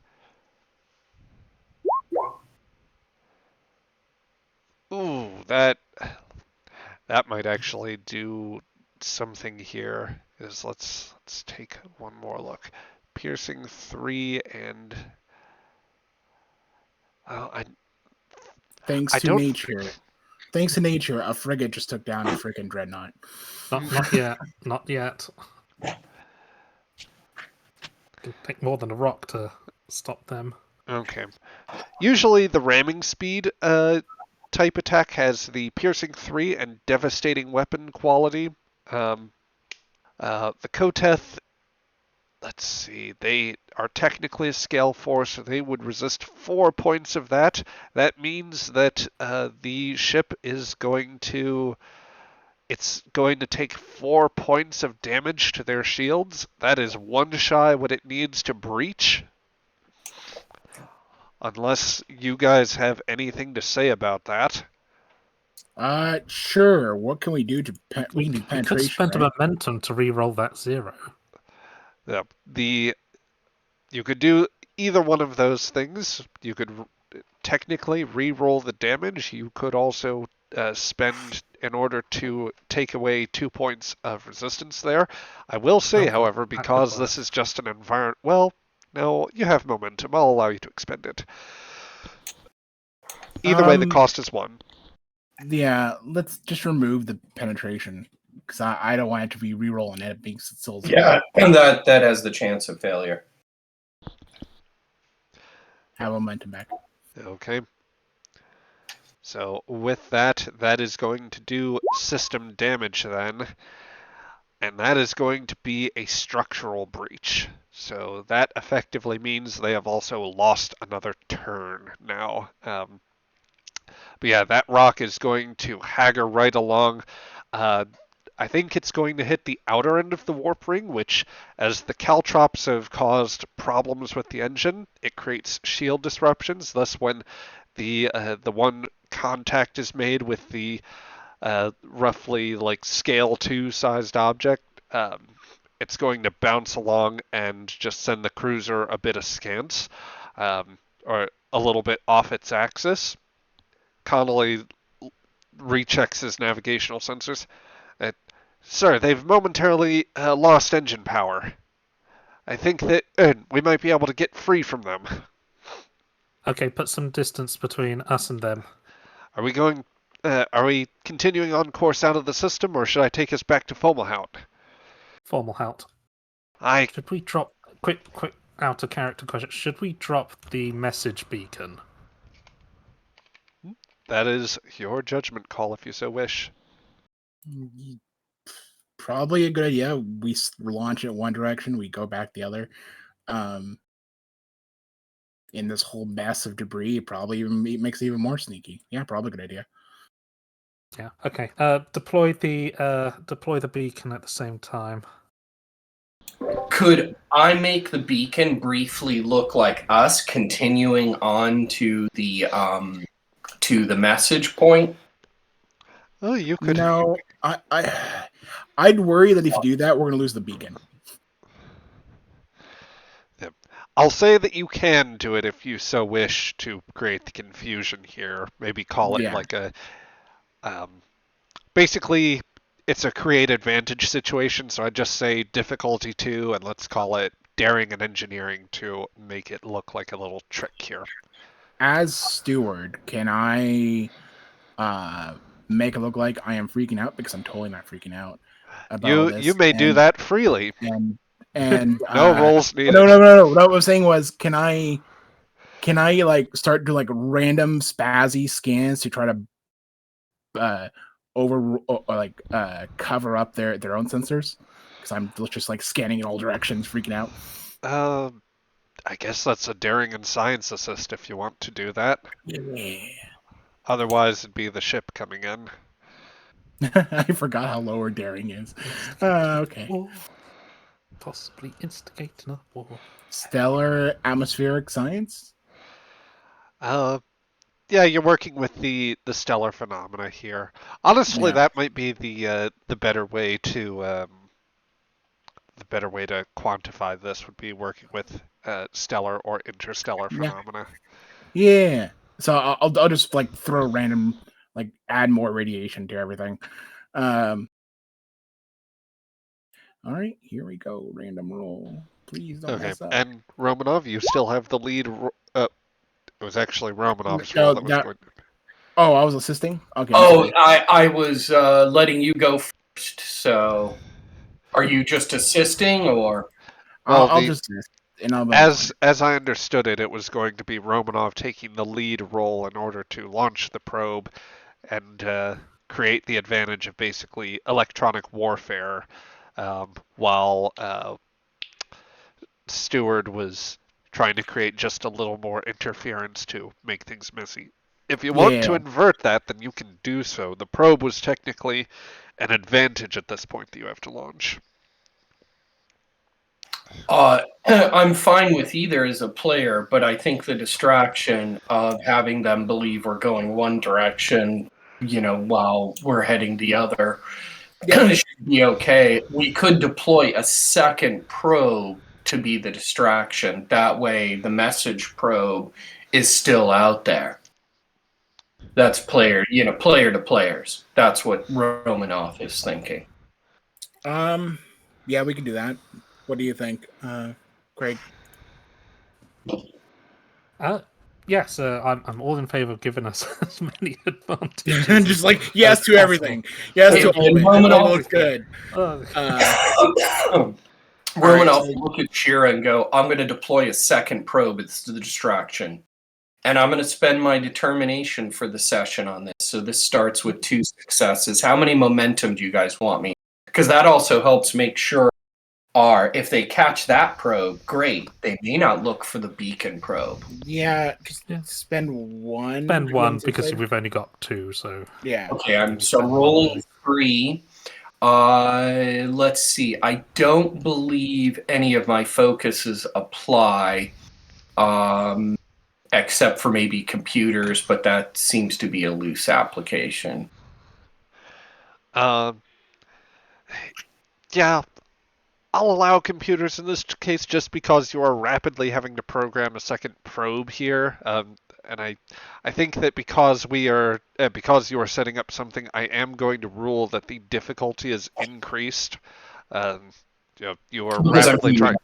Yeah, you're Yeah. rapidly getting off a second probe when you had basically any probe launching bays. They were effectively the limpets were in most of them, and you had the other one kind of at the ready, but rigging up a second one requires quick coordination with science and engineering teams. So yeah, that makes sense. Yeah. So, Okay, here it goes. 3 dice with determination spent and 1 focus. yes. Okay. Oh, yeah. Which value is going into that? Just to check. Let's see. Always have an exit strategy. That's fair. That's fair. Tell me Romanov doesn't live by that. Yep. So Romanov with that, and with another, let's see, that was 5 successes on the roll, plus the auto crit, and taking just one, the one from Stewart in this case, since that was meant to be an assist. Yeah. Yeah, that is a total of 8 successes that just create a mad dash of confusion as Aegis begins to zip back into the corridor while 2 other probes begin launching on parallel courses back out the corridor. As you fire up the impulse engines, Connolly says, putting as much distance as I can between us. The probes are on course. It looks like they've got a pretty straight shot, sir. Okay. Gets back to formal hat as quick as possible. Okay, and that second probe GM is going to utilize enough distance from the beacon probe that if you find the fake Aegis probe, then you're not necessarily going to find the beacon probe. Fair enough. They'll have a check to perform later in order to figure out. Romanov will look over. Well done, Stuart. Well done. job. Can we never do this again? Like at least get like a week, maybe 2 break. Stuart, I promise you that we won't have to do that again for at least a couple of hours. That's not funny. That's really It not wasn't funny. intended to be It's funny. really funny. Don't worry. All we have to do is get the captain back, possibly outnumbered by several heavily armed Vulcans, and then fly back out of the system past this very slightly wounded Vulcan heavy cruiser. Simple. Yeah, simple. Well, everyone, She stares. She feel free stares to horrified. feel free to get a drink. Good job, everyone. Chula, do Andorians have stand-up comedy? Oh yes, yeah. Okay. Comedy, yes. You have a brother who's like an actor. He's rubbed Actor, up. yes, he's in a soap opera. Entitled what's it titled? When It Snows. When it snows. When it snows. I can imagine it snows a lot. Not the It's glacier not- of love. I don't like soap operas, but he's doing well in it. I can't wait for our musical episode. Oh God. God damn. I'm sorry. I'll be away, severely ill, but that week. Anyway, with perhaps a light bit of gallows humor or otherwise distractions, there's the sentiment has begun to take hold of, oh, we might die today.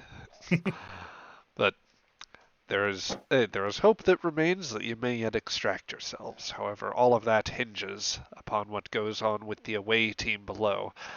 Back down on the surface of Fomalhaut, the train has come to a stop, and personnel are starting to come up and unload the train cars, and they are probably a little bit surprised when four armed soldiers come out from one of them, effectively playing honor guard for a Vulcan individual. Wait, what the? Several of them are puzzled, and one who is elected to speak says, "Hey, what are you doing?" Soral turns to the captain. Should they be here? Do they have clearance? She immediately, like, silently marches forward and gun raised, and just with her non-trigger hand just opens her hand in terms of like papers or clearance. I'm so sorry, Major. We don't have anything specialized. We weren't informed of this. We were just told that we were to unload cargo here. You have 10 seconds to disperse. That's why it's called a surprise inspection. You have 10 seconds to disperse and not pay word. 10, and she like aims her gun. 9. Oh, 8. Where are our orders? Where should we disperse to? Shall we maintain patrol back to the supply areas, or shall we return to the parade area? She looks over to the briefly over to the Vulcan, and then backs over. We have several supplies that need to be distributed to the local supply barracks. She gestures to the boxes. They are priority. We're only here to unload. If I can get them to the quartermaster's office. To the supply barracks. All right. Yes, sir. Yes, Major. And yes. She'll just grab somebody. Where to does should out of character? I'm not a fucking military. Where to should my VIP be sequestered to? Oh, I mean that. Where do other Vulcans go? I didn't even know there were. I didn't. Sky people. Right. She Sorry, I just hadn't heard the name before. Where did you want to inspect? Or what's left? I don't know. There's with the appropriate clearance, you can get into the command center. There's always the excavation site. Does my VP look like they need clearance, or be asked for clearance? She says, "Perhaps you don't have clearance." She again aims, grabs her gun. I'm just a supply sergeant. I'm sorry, sir. I'm trying to help.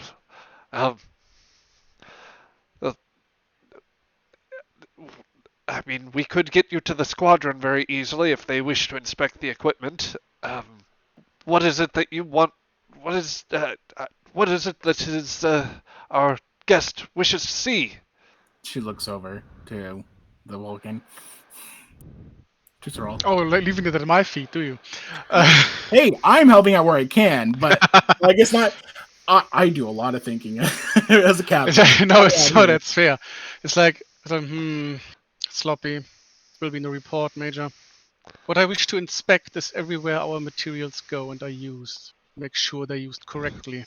He looks around, which I doubt.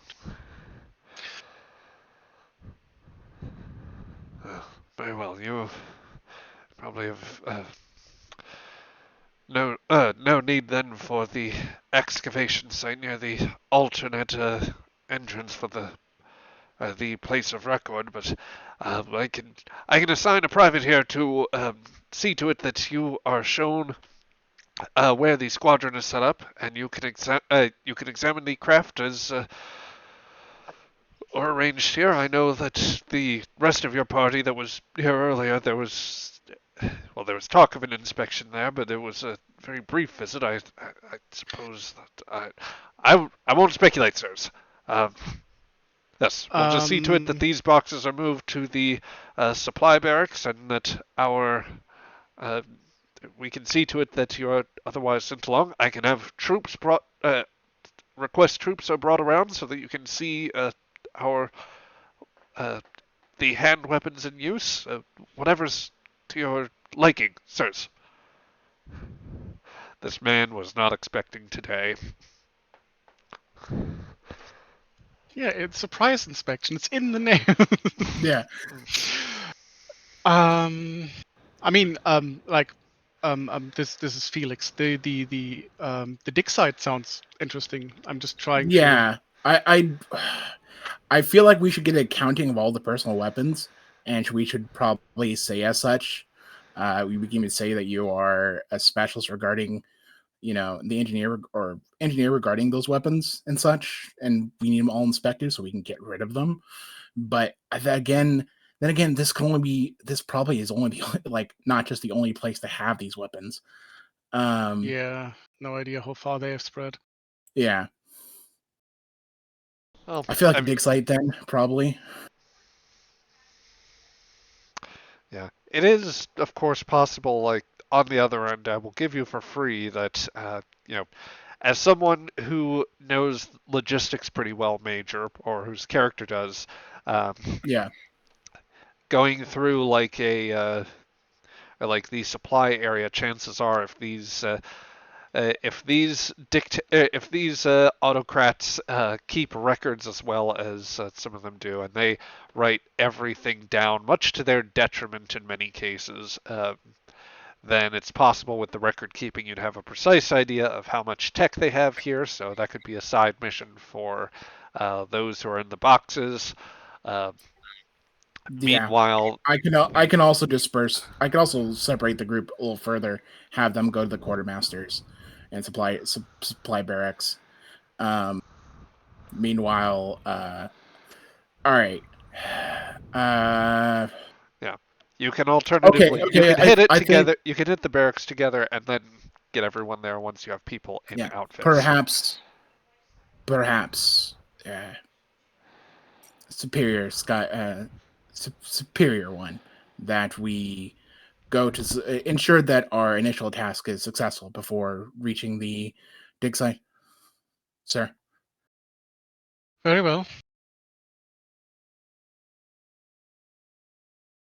I'll have one of my privates here escort you. We're moving these boxes together, so certainly, Sergeant, Major, I can direct my forces along, and if there's anything I can provide you with. Due to the nature of this inspection, I have assurance that you will tell no one of this of my VIP's presence. Yes? Aye, sir. He actually gives an order and basically says, like, set to passive mode, emergency contacts only, and everyone adjusts their risk communicators. My superior would also like to understand more about this base. Perhaps you can regale him as we make our way to the supply barracks. Yes, sir. Certainly. As he starts waving a few people, and there are wheeled carts that are about. There is actually, as you heard from the radio, there is one basically mag lift sort of thing, or grav lift rather. A technology which Vulcans are using more often, and is starting to spread to others at this time, but effectively a repulsor type craft that is capable of lifting small bits of cargo. So they begin distributing the boxes for ease of transportation. Or the sergeant will order the priority cargo that you designated, containing the non-dressed up members of the crew. We'll make sure that those get on there first, maybe one other box. nothing that obstructs them from being able to move, and he'll start wheeling it along. He'll direct some of the excess to say, you, keep unloading, not a word of any of this. Understood? After some acknowledgments, he and a couple others will start moving along and guiding you through the industrial sort of buildings around this area. Illustrious one, the sergeant says, the tentacles or tendrils off his chin kind of stiffening and contracting a little bit. What can I tell you about this, about our glorious place? And certainly the officers probably do a very good job, but if you're looking for what information I can provide, I'm happy to serve. All glory to Kraggan. Um,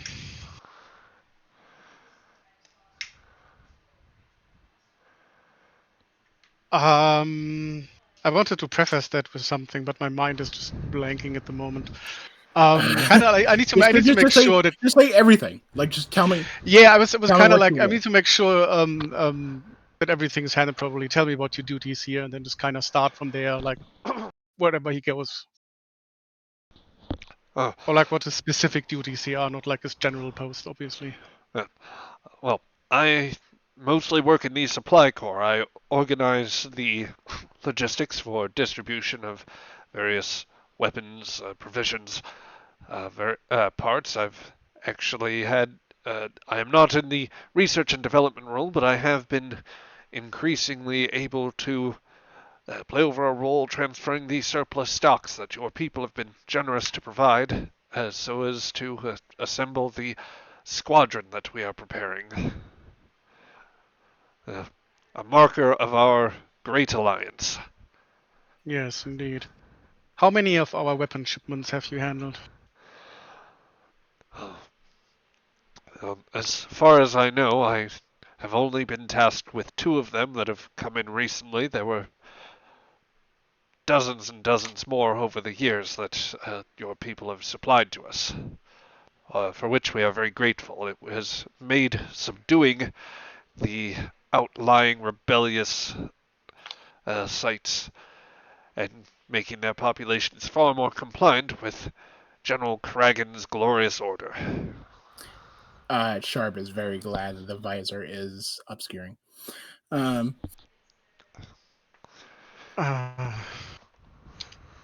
Soral is very glad for his Vulcan training.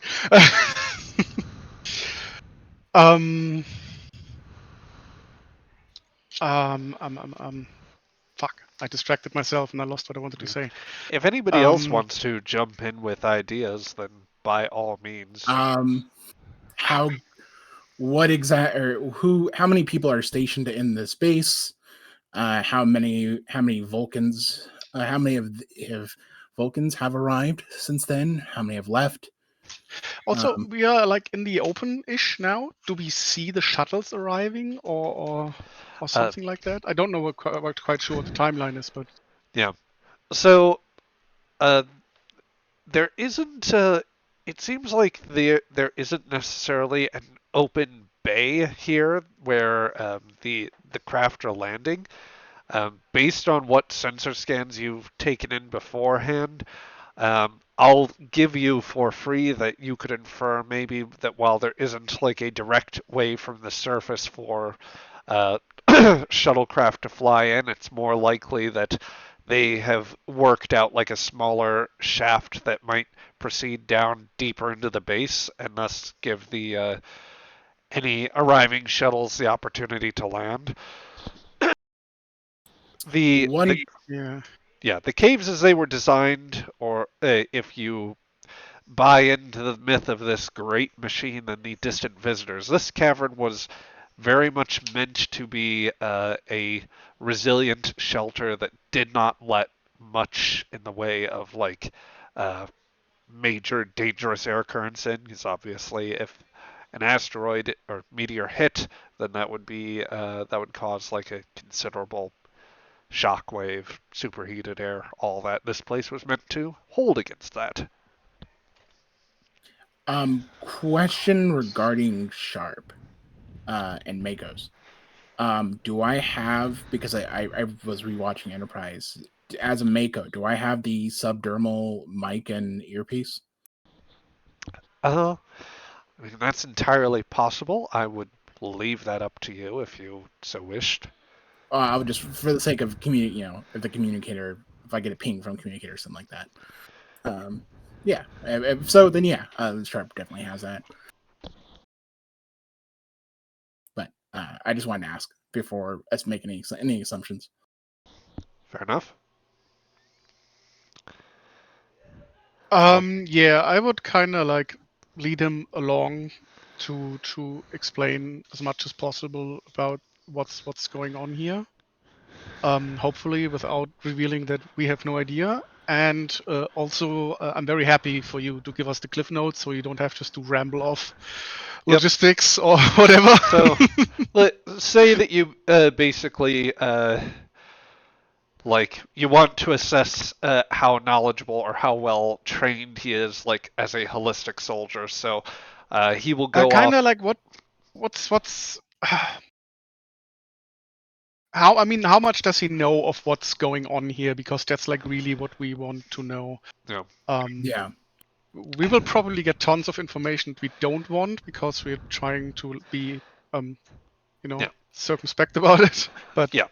that's the general gist, I think. So, I will allow you. Tell you what, let's just call it one momentum, and I will give you the above board Cliff Notes version of what's going on or what you can infer from this man's description here. How much momentum do we get from Romanov's high roll? Oh, let's see. Since that was like a difficulty 3 roll, and I think there was, 7 successes, so that was 4 offhand. Yeah. Okay. All right. Yeah. Then we have something to spend. Technically, it might have been 5 because Stewart did have an assist that succeeded and got you, like, Well, then I'll draw one more. Yep. So there you go. One momentum. Okay. Give us the deets. All right. So, this beleaguered sergeant will recite basically numerous great propaganda lines, greatest hits, as he regales you with parts of the myth behind Kraggan.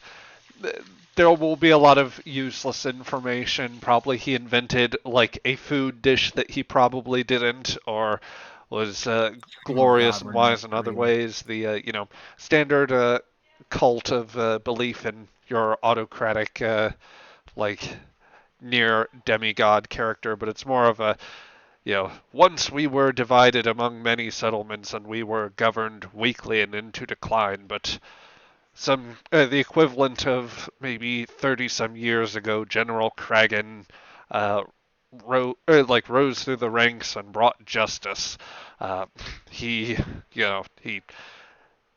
took over the city. He fought those quote unquote degenerates who tried to nearly destroy our own place of record and cause damage that prevented us from reaching it for a time. But it seemed for a while that there would be great peril, but he came with the support of those from beyond. The Kraggan had encountered friends from beyond who, much like the years before, had come to bless the Calamies with gifts, and thus Kraggan has, combined with their friends, at this point, all but unsaid to be the Vulcans, Kraggan has been maintaining an iron grip on this segment of the Calamese civilization. While it is couched in the language of voluntary tribute or perhaps civil service, there is the implication that they have been using the steadily accrued superior forces to basically go out and abduct parts of the population in order to put them in for forced labor in the in supportive sectors. It is given to the extent that there is a civilian populace here under Kraggan's nominal watch. He's basically like, it sounds effectively as if they are held hostage, but allowed a decent standard of living so long as they extol Kraggan's virtue. That said, there is a very large military force, the bulk of which is just the derived from the city. It is even probably put into words that there are no true civilians here, that everyone can be a soldier for the cause if so required. So, out of character, I feel like I'm gonna throw up by all this freaking propaganda shit. Ugh. Yep. It's pretty bad. A lot of it feels like right out of World War III, and indeed some post-atomic horror nonsense. In particular, when mentioning the place of record, there's implication that there was some fighting around it, and Kraggan, the propaganda, blames those that he deposed for the failure to access it, and that they've since been able to excavate part of it in order to regain entry. And that is allowing Kraggan, in his benevolence, is restoring access to some who have demonstrated their loyalty. Otherwise, general talks of it sounds as though, much as you gathered from the major that you knocked unconscious, they have some sublight craft that apparently it sounds as though it's being couched in the language of Kraggan in his wisdom, and alongside the benevolent beings from the sky have offered to basically allow them to move out amongst the stars. Although, as with the technology that they seem to have, it's only like it's sublight craft, and at that, not even full impulse ships. This is basically meant to be like a localized harassing or police force. These craft would only really be useful for that because based on what you know of the terrain here and the fact that there are no real surface settlements, these craft wouldn't really have any use to support the Calamese conquest of the subterranean civilization such as they have it. How is everybody else feeling? How's Mora and Lambeth and Patel's NPC right now? But I imagine Patel's not feeling great. But how's the rest of my OA team feeling? Mora seems to be doing fine. I mean, because used to being on these kinds of missions where it's, away from the hive, so to speak. So I think utterly irreparable sort of scenario places. Yeah, it makes sense. Yeah, so this is like, in a way, it's at least Tuesday to a Mako, Yeah. And if she got positioned on your ship, given that, we've had the ship's had a lot of problems and it's been through a lot of stuff, I think she's doing pretty good. She also seems to trust your calls, so So it just looks military normal. Okay. Yeah, she's handling it. Lambeth, are you doing okay physically, or does it look like you're not feeling great for all the garbage we're hearing? Ben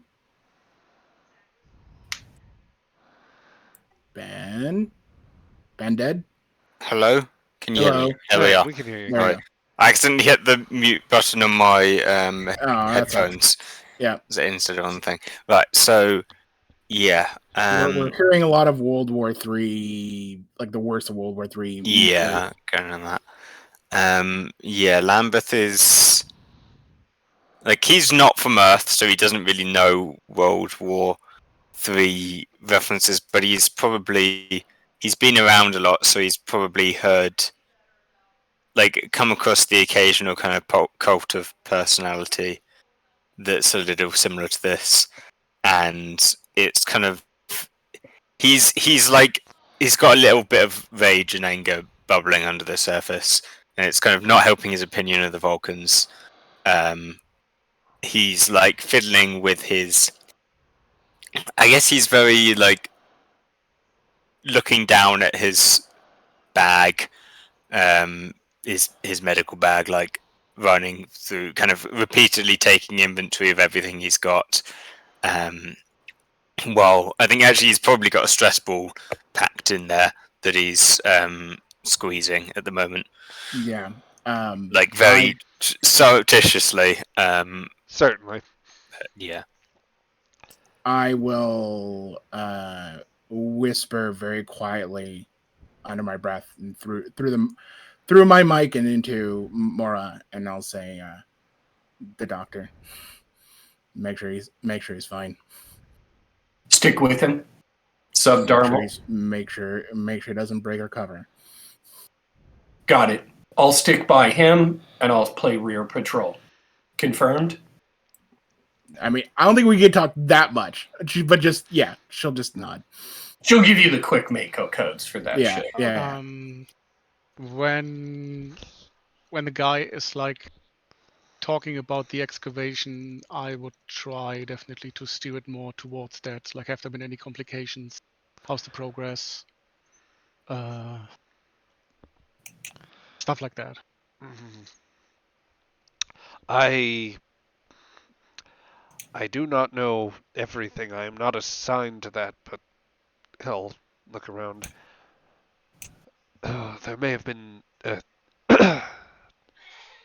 I suppose you may not have been told either, but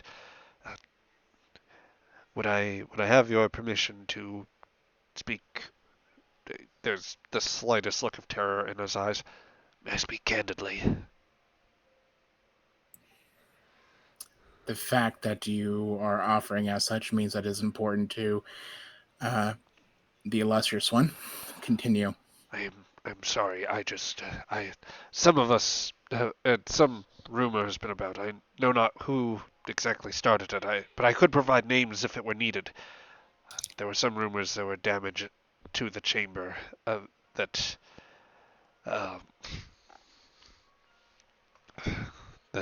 the obviously greatly displeased Kraggan, but our benefactors, your people, they have been reviewing the fragments, and they have much. They think that they have much put together. We could one day perhaps restore it if we can ever rebuild the primary entrance, but as it is, the main segment is still. There's some damage to the chamber.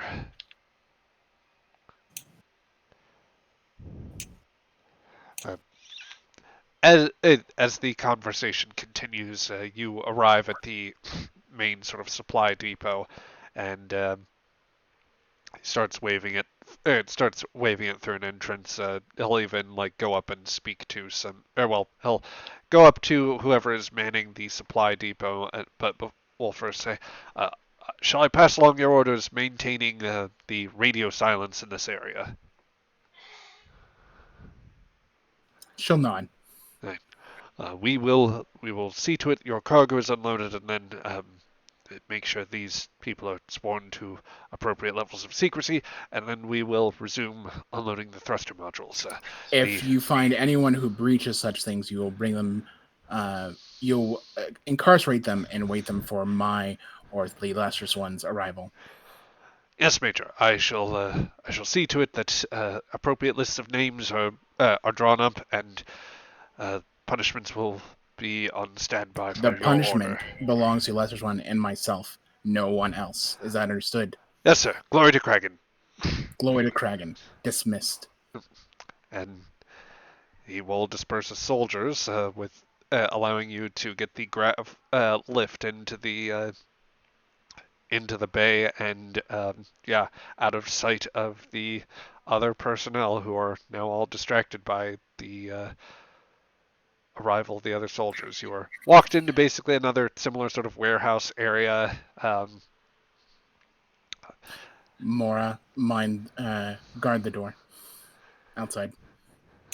Got it. And I'll just close the door, letting Mora be our early warning system as we're. Yep.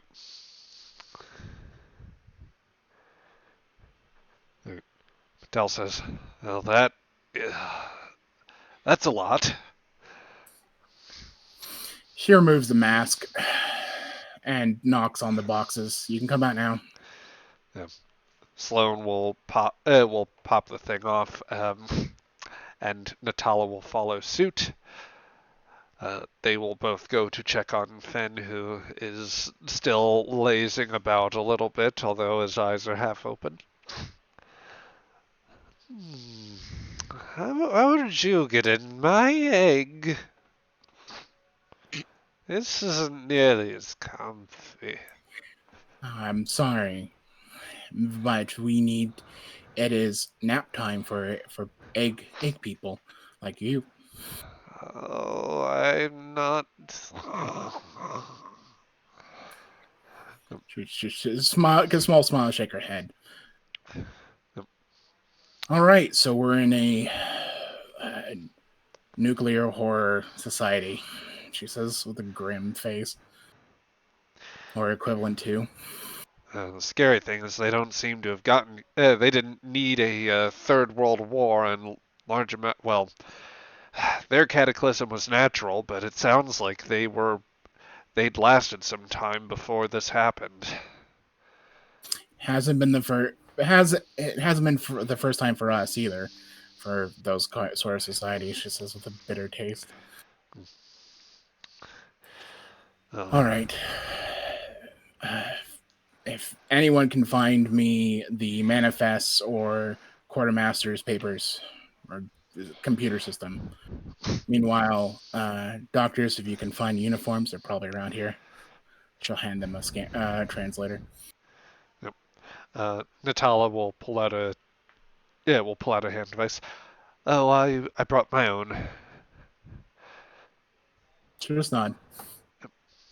So they'll set to work, and they will, in relatively short order, find uniforms that will complement the surplus of riot gear, so they can begin getting into similar disguise. Patel, I will just because he is like that good, I will allow him to obtain or start going through some information. He'll find what appears to be an older computer system, and wait, I saw a museum with something like these once. Here, let's see. Running it through the translator, which at this point you've just honed down to a craft. I'll tell you what, one more point of momentum just to get the information all nice and easy. You got it. Oh, there you go. Let's see if I'm as some time elapses while he studies that, and everyone kind of gets into proper positioning, or the others acquire their gear. Oh, this doesn't look particularly good at all. I'd say they've managed to get. The Vulcans have been sending shipments to this planet for a while. Mostly it seems to be small arms, which they've got enough to easily arm a sizable portion of their population. They've got, I'd say there'd at least be, what? I'd say at least maybe 2,500 to 3,000 that are in active use. She'll look over, go over and look over your shoulder. About right. Is it right? The number, right about the same number, from what I can see. Yep. GM. Yep. Yeah. Basically, I think that a brigade is technically larger in strength, but that would be kind of your reference point. That at least basically one of them is equipped for At least one of them is Um, equipped for that sort of Is light it level. is it just like a case for days, as it were, or is it a lot more in depth, like more sizable weaponry and other technologies? By and large, so the nature of the technology is mostly most of what's been sent to them have been um, surplus stocks for parts that like parts of ships that they were eventually going to build. That's probably the more recent stuff. More of it is like small arms, very limited like sort of detection equipment. A few very specialized crates that seem to have been committed to the excavation area, probably with like we're limited to missions that the Vulcans seem to have from what they can document. Do they explain what those equipment like? Do they like list what the equipment are, so I can reference it to Sorrel, so Sorrel can break down what the equipment is, or is it just equipment? Um, Most of the computerized sort of stuff would be a little more specific. Well, rather, it wouldn't be listed in the system. Uh, Just the listed as Calamies lack computer the parts. context for it. Yeah, it Yeah, seems I just as though mostly the main bits of like commonly used things that the Vulcans have given the Calamies are mostly the weapons. There is reference to some sort of communications device which has been integrated into command and control. Um, One very large sort of device, which is very likely some sort of a short-range subspace radio, thus allowing for contact whenever ships approach orbit. There are reference to the like the communication devices that all of them use, operating on a slightly different principle, but something that functions okay within the cave system. Probably a few other bits of like construction materials that they cannot easily source. Mostly, I think for like infrastructure support, probably some like components that could be used in other weapons technology. More of the recent shipments have been for basically the aftermarket style, like uh, orbital vehicles, basically. I have a right. spicy question. Go ahead. Depending on where technology is, how technology functions, and how paranoid the Vulcans are, um, in brackets very. Um, is there something like a kill switch for the weapons? Hmm. Like either are they like option one? Are they do they all have like some sort of transponder signal that you can track where they are, or have the Vulcans maybe it built in a security so that all the weapons they're supplying Kraken are not used against them? So, yes and no. First and foremost, these weapons would be extremely easy to trace for the Vulcans. So they would, if they had like people on the ground, they would probably know very easily where they were just by this alone. And there are probably means that they could employ to bring them offline. However, there isn't probably like an automatic kill switch type thing. Um, it's also very readily apparent from the like the uh, information here is that they have like while they have effectively a brigade that is armed with this weapon, they have at least a few more that are capable of or that are armed with the older ballistic style weaponry. They have that in very large supply. Active production continues on those, so that they basically have stocks that they could tap for, supporting actions. When it comes to this uh quartermaster supply, when it references the ballistic weapons, do they mention of like new models, or like just like is there older models that they reference, or is it um basically I want to know if the Vulcans even get them, help them develop further better ballistic weapons. I'm wondering how much I need to get rid of is the big picture. Yeah. Um, I'd say that what you can infer, and this would kind of be at the very edge of what that one bit of momentum buys you, um, running like an archive search as best you can, like going off of like the oldest entries that seems to date around Kraggan's time, it doesn't look as though they've built a new rifle since then. Like the Kraggan's army, they like the particular ballistic weapon that they have. They haven't planned on upgrading it anytime soon. They're just building. Okay, so more or less the Vulcans created Janissaries with like royal Janissaries, and everybody else just gets normal fucking weapons. Okay. Yep. All right. Still horrible, but less, actually more actually fixable than just already developed. Can't undo. Okay. All right. Can I spend another mentor or make a roll to see if I can find if the quartermaster is trying to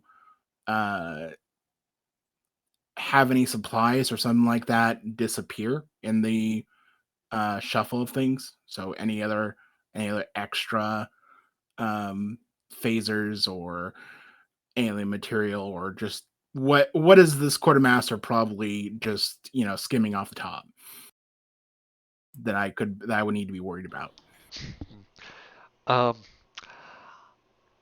going to say it'll once again. I'll give you a little bit more leeway with the one expenditure you have. In terms of the weapons, there aren't any signs that they've done anything with that, though. Oh, uh, I'll just let Patel give voice to this. Uh, you know, Captain, I think that such that there are irregularities here. Uh, it's mostly actually around the like handfuls of other goods. I think that any skimming is being done more for like some of the other bits of surplus equipment, electronics, food supplies, probably. You know, autocratic regimes are not terribly efficient often due to issues with corruption. It played out plenty in Earth's past, and in this particular situation, it looks like it's very much the case of there might be a few things missing here that would help make someone's life a little more comfortable. She nods. She nods, giving a Patel of like, she knows where he's coming from. Like she knows especially of all the shit. But just says just making sure that if we need to clean up, that I'm make sure not a spot is left. All right. When do shipments to the dig site happen?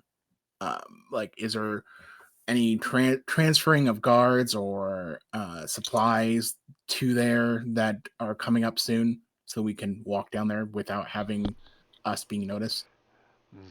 It's probably not much that's going there right away right now, but well, if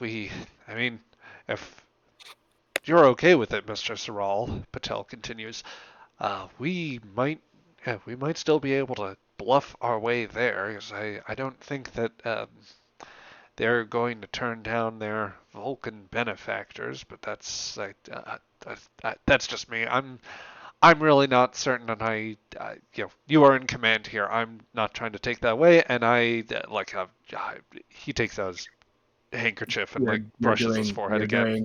You're doing fine, Kieran. Patel, Saral, is there any way we can get communications into orbit safely without it being caught? I mean, if you could locate where the Aegis currently is, we could send a directed communication signal.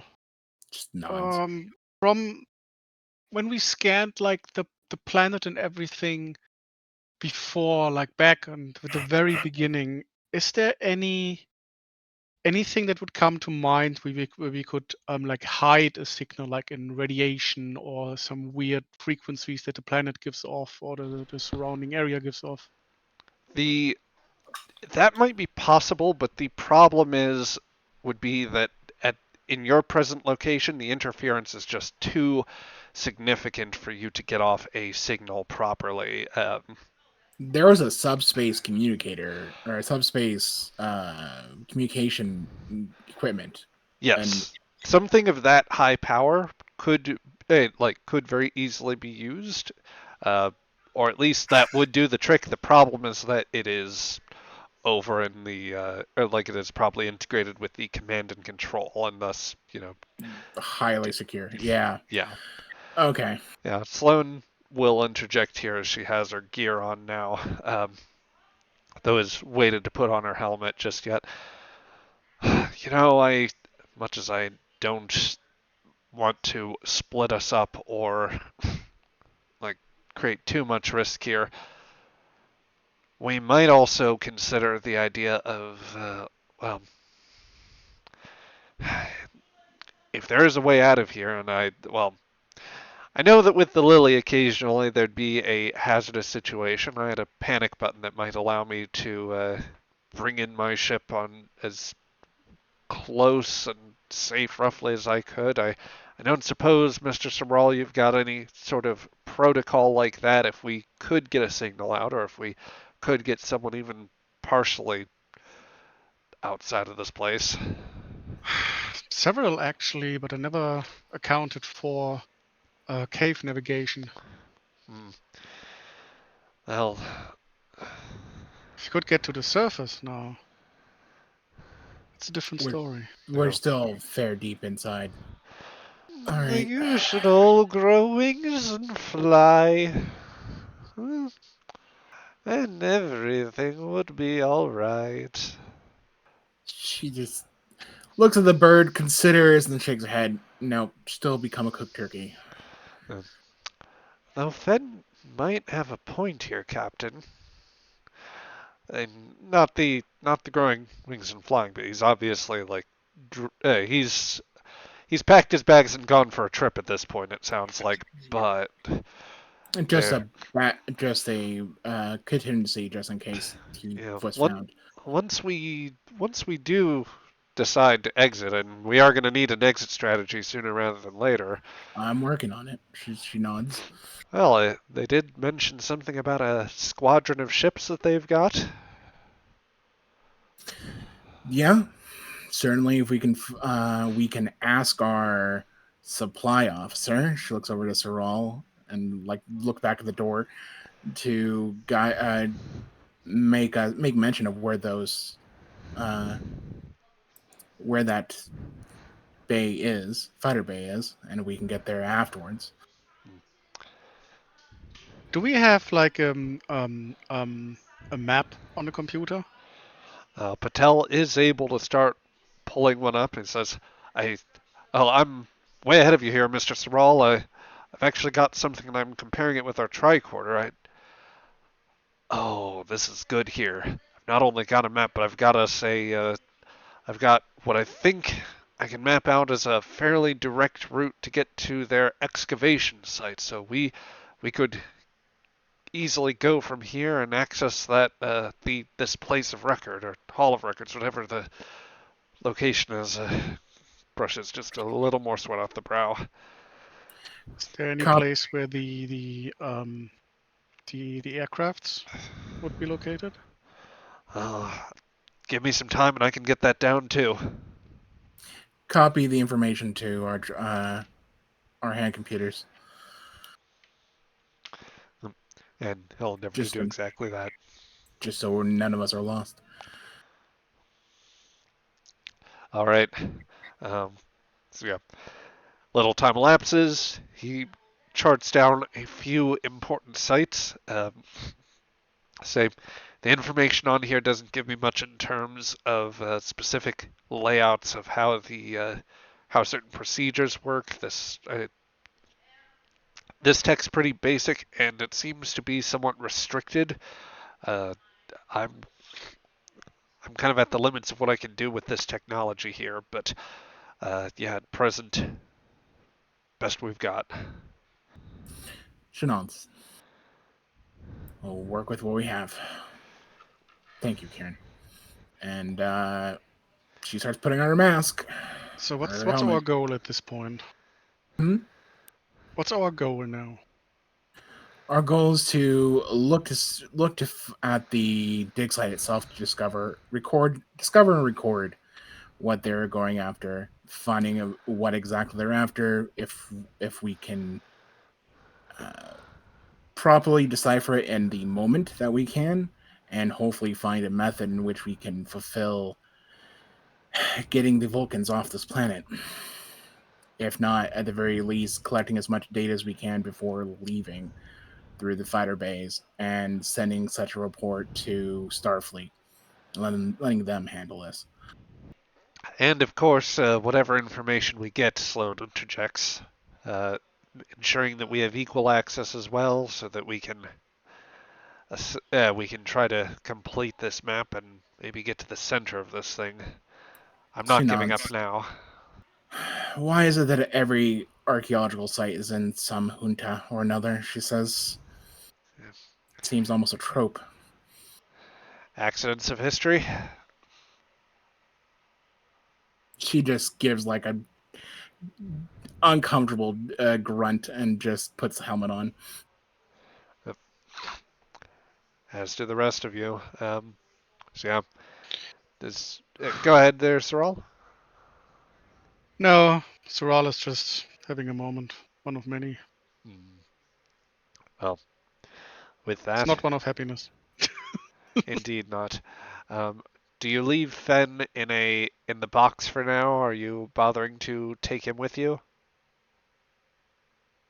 or roll him out with you? I can't explain. Well, I guess we could say that we're bringing supplies to the archaeological site. That could explain it. Yeah, so he goes back in the box. Yep. All I right. mean, it's also it kind of depends how far Zach allows us to stretch this, but the way this cult of personality and totalitarian thing works is, Totalitarian. Yeah. don't question orders. Oh yeah, yeah. So if we just go like, that's the order, you can bring it up with your superior. That's fair. That's fair. All right. Yeah. We needed this archaeologist for the translation. Are they going to ask why? They better not. Yeah. No. I mean, we can just take the crate with us. It doesn't have to be a person until we can no longer avoid the crate. Yeah. I don't True know. enough. True enough. Yeah. So in the crate you go. Back in the egg, Fen. This is why did you make him a giant bird person? It's like the most inconvenient thing. Such is life sometimes.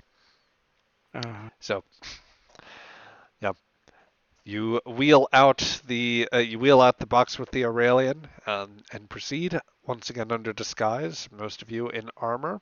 Saral in a very different type of battle armor, that of the cold composure which the Calamies have come to know your people by, and that most do. The 8 of you, one obviously incognito, move along the route um, that Patel has mapped out, giving you slight gestures as he surreptitiously checks over his scanner. He manages to plot it out with biosign readings so as to mostly avoid any sort of other foot traffic until he guides you towards a break from more of the industrial type buildings and finally comes to a checkpoint where some soldiers reside. Uh, when they see the arrival of a Vulcan, the and your well-armed guard, they are just quick to salute and allow you by. They'll readily accept any explanation that you have. And I just give them the salute I've picked up from everybody else and just keep moving. They don't even know. Yep. And the corridors from here become a fair bit more irregular as you wind your way through the passages.